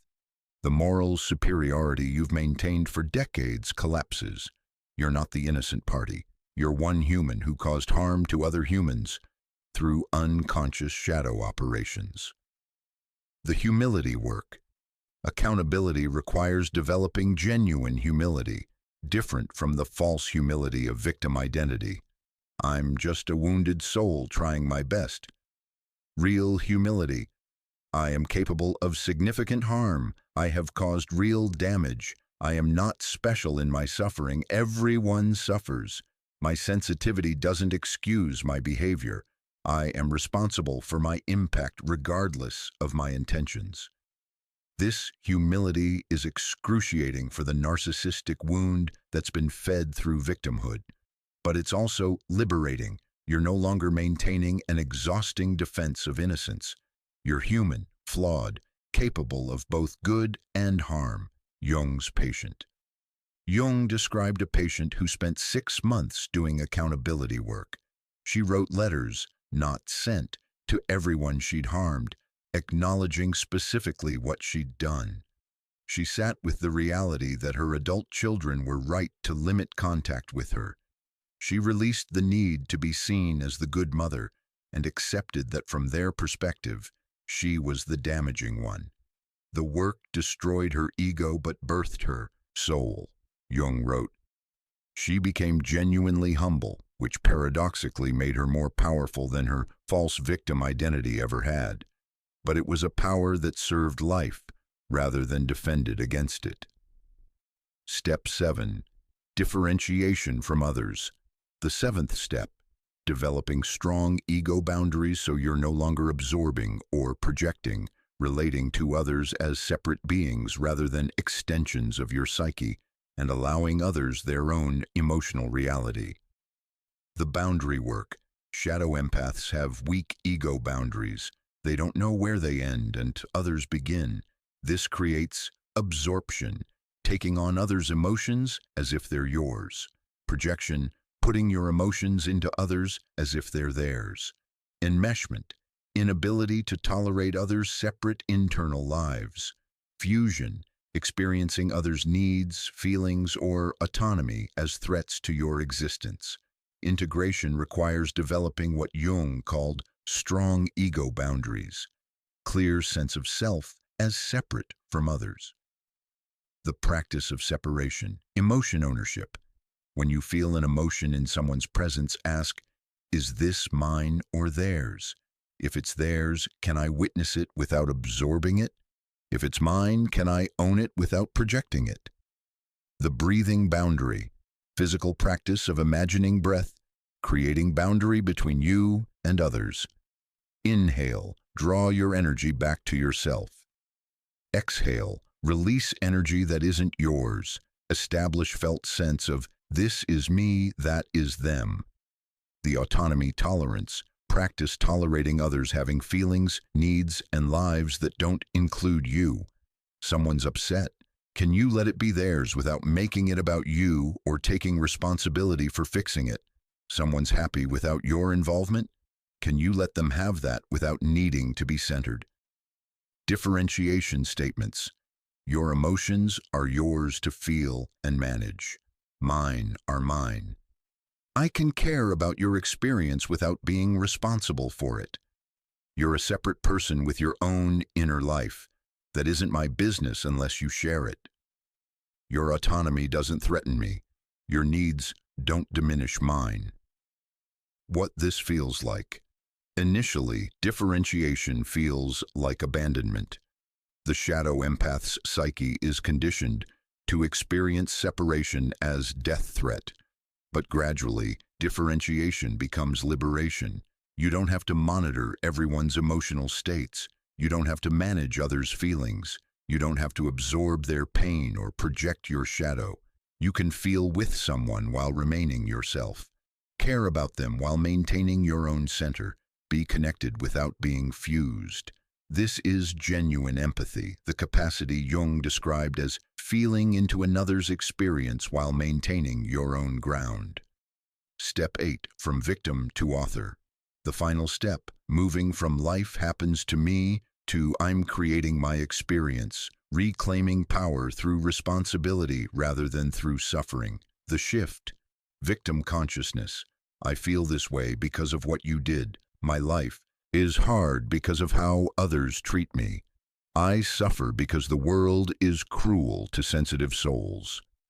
Author consciousness. I feel this way and I'm responsible for processing it. My life is what I'm creating through my choices. I experience difficulties and I choose how I respond. This isn't victim blaming, it's power reclaiming. Victim identity keeps you powerless, always at mercy of others' behavior. Author consciousness recognizes you're creating your experience through your perceptions, reactions, and choices. The authorship practice. Rewrite your narrative. Instead of, "They made me withdraw by being insensitive," I chose to withdraw instead of communicating directly. Instead of, "I had to end the relationship because they were toxic," I ended the relationship because I wasn't willing to do the work of direct communication and accountability. Instead of, "Life is harder for me because I'm more sensitive," I experience life intensely, and I'm learning to metabolize that intensity without making it others' responsibility. Reclaiming power. Victim identity offered false power, control through fragility, significance through suffering, moral superiority through innocence. Author consciousness offers real power, agency over your life, ability to change patterns, capacity to create rather than react, freedom from needing others to validate your victimhood. This power is quieter, less dramatic, but it's sustainable. It doesn't depend on others' behavior. It doesn't require maintaining innocence. It's the power of conscious human being, the life they choose. Jung's vision. Jung's ultimate goal wasn't just shadow integration. It was individuation, becoming the unique individual you're capable of being, rather than a collection of defensive patterns and projected material. For the shadow empath, individuation means reclaiming disowned aggression so your empathy can be genuine, developing boundaries so your sensitivity serves rather than controls, taking responsibility so your relationships can be mutual, and releasing victim identity so your real self can finally emerge. You're not more or less sensitive after integration, but your sensitivity is clean, not contaminated with projection, manipulation, or unconscious need. You feel deeply, but you don't weaponize your feelings. You're affected by others, but you maintain your center. You become finally genuinely empathic and genuinely human. This is Jung's solution, the path from shadow possession to wholeness, from false empath to authentic person. It's not easy. Most will read this and never attempt the work. Some will begin and collapse back into victim identity when it gets too difficult. But those who walk this path, who face their shadow, integrate their darkness, and emerge on the other side, discover something worth every moment of the excruciating work: genuine intimacy, real self-knowledge, authentic relationships, and the peace of living from truth rather than defense. Now, let's see this transformation in action through historical examples of those who failed this integration and those who succeeded. History provides clear examples of empathic individuals who either remained shadow-possessed or successfully integrated their darkness, showing us both cautionary tales and inspiring possibilities. The failures, shadow possession unto death. Example 1, the religious martyr. Medieval mystic Marjorie Kempe, 1373-38, left detailed autobiographical accounts that reveal classic shadow empath patterns operating through religious identity. Kempe positioned herself as divinely chosen for suffering, weeping publicly and loudly during masses, experiencing visions that positioned her as specially wounded for God, and using her spiritual sensitivity to control her family and community. Her husband was forbidden sexual relations because she claimed divine calling to celibacy, yet she'd expressed no such calling until after bearing 14 children. Her spiritual gift of tears disrupted every religious service, forcing attention to her suffering. When church authorities questioned her visions, she collapsed into wounded victim mode. How dare they doubt someone so obviously touched by divine suffering? When her husband expressed needs, she framed his autonomy as sinful interference with God's plans. Her autobiography reveals zero self-reflection about her role in relationship dynamics. Every conflict was others' failure to recognize her special spiritual status, Every criticism was persecution of the sensitive mystic. She died believing she was a saint. History recognizes her as someone whose genuine spiritual sensitivity became completely contaminated with narcissistic needs for specialness. Operating through victim-martyr identity, her suffering was real, but it was also weaponized, and she never saw it. Example 2.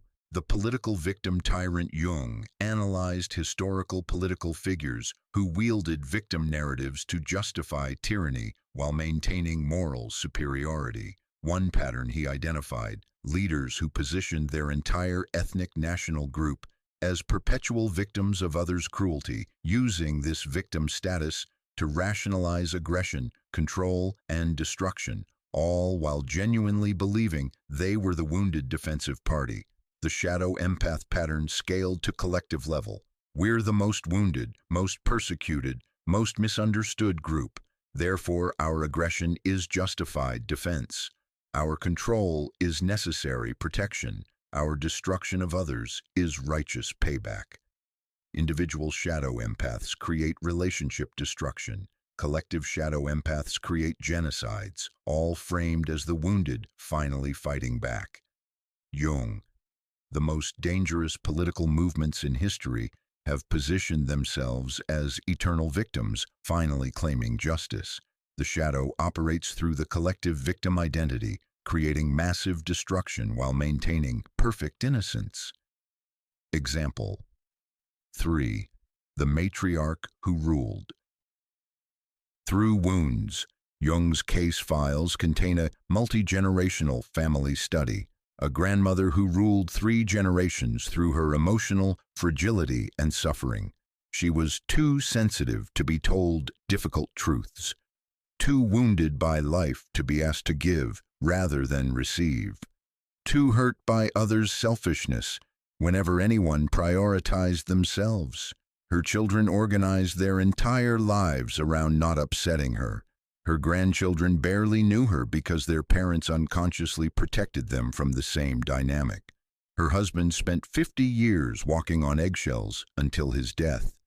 When she died at 87, the eulogy praised her as the most sensitive soul, too pure for this harsh world. What the eulogy didn't mention: 3 of her 4 children estranged from each other over proxy warfare she'd created, 7 grandchildren in therapy for codependency and anxiety, and a family system so corrupted by her unacknowledged shadow that even after her death, they couldn't achieve basic functionality. She died certain she'd been the family's wounded heart that no one properly appreciated. Jung's assessment: she was the family's destroying center that everyone accommodated, until accommodation became the family's only mode. The successes: shadow integration and transformation. Example 1. Jung himself. Jung's most powerful example of shadow empath integration was his own journey, documented in his autobiography, Letters, and the Red Book. His shadow empath patterns. Early in his career, Jung exhibited classic signs, positioning himself as the wounded one in his split with Freud, which involved shadow material on both sides, using his empathic intuition to sometimes violate patient boundaries, deriving narcissistic supply from being the wounded healer who understood what others missed, and unconsciously wielding his sensitivity to control dynamics. His relationship with Sabina Spielrein, his patient who became his lover, revealed his shadow operations. He convinced himself his attraction was empathic connection, that crossing boundaries was helping her heal, that his intuitive understanding justified the relationship. Only later did he recognize he'd acted out his own shadow material, violated her boundaries for his needs, and rationalized it through his empathic identity. His confrontation, Jung's breakdown from 1913-1919, documented in the Red Book, was his confrontation with his own shadow possession. He encountered figures in active imagination who challenged his savior complex. You claim to help others, But how much of that help serves your need to be needed? You sense others' unconscious material, but how much is projection of your own? In his visions, he met Philemon, a wise old man figure who refused to confirm Jung's victim narrative about Freud, about his patients, about his life. Philemon demanded Jung see his own role, own his own shadow, and stop hiding behind wounded healer identity. This confrontation nearly destroyed him. He experienced psychotic-level symptoms, questioned his sanity, and felt his entire identity dissolving. But he stayed with it, didn't flee back to comfortable narratives, didn't rationalize his shadow operations, sat in the devastating recognition until something new could emerge. His integration. What emerged was a Jung capable of acknowledging when his interpretations were projections rather than intuitions, recognizing his own needs in therapeutic relationships, taking responsibility for boundary violations, and most importantly, developing genuine empathy distinct from unconscious shadow operations. His later work increasingly emphasized shadow integration for analysts precisely because he'd discovered how easily empathic gifts become shadow weapons. He wrote, "The wounded healer who hasn't healed their own wounds doesn't heal, they wound. I was that unhealed healer for years, convinced my sensitivity was pure gift. It wasn't until I integrated the massive shadow material, operating through that sensitivity, that I could offer genuine help." Jung's transformation from shadow-possessed empath to integrated individual is the template he offered others. Example 2. The recovered shadow empath. Jung's case notes describe patient M, a woman who came to analysis in her late 40s after her third divorce, certain she kept attracting narcissists. Over 4 years of brutal work, she recognized her patterns: weaponized silence, projection laundering, martyr superiority, guilt induction mastery, and eternal victim positioning. The recognition nearly destroyed her. She spent months in grief for the relationships she'd corrupted, the people she'd damaged, the decades lost to defensive identity. But she stayed with the work, withdrew projections, learned direct communication, made amends where possible, developed boundaries, moved from victim to author consciousness. Jung's notes from her final sessions: "She's unrecognizable from the woman who first came. Not because her sensitivity diminished, it actually deepened, but it's clean now. No projection contaminating her perception, no manipulation polluting her care. She feels deeply, but from a centered place that doesn't make others responsible for her emotional states." She remarried in her 50s, her first healthy relationship. Her adult children, initially skeptical, gradually reconnected as they experienced her genuine accountability and changed behavior. Jung, she discovered that genuine empathy, freed from shadow contamination, was more powerful than weaponized sensitivity ever was, but it required dying to who she thought she was. Most aren't willing. She was.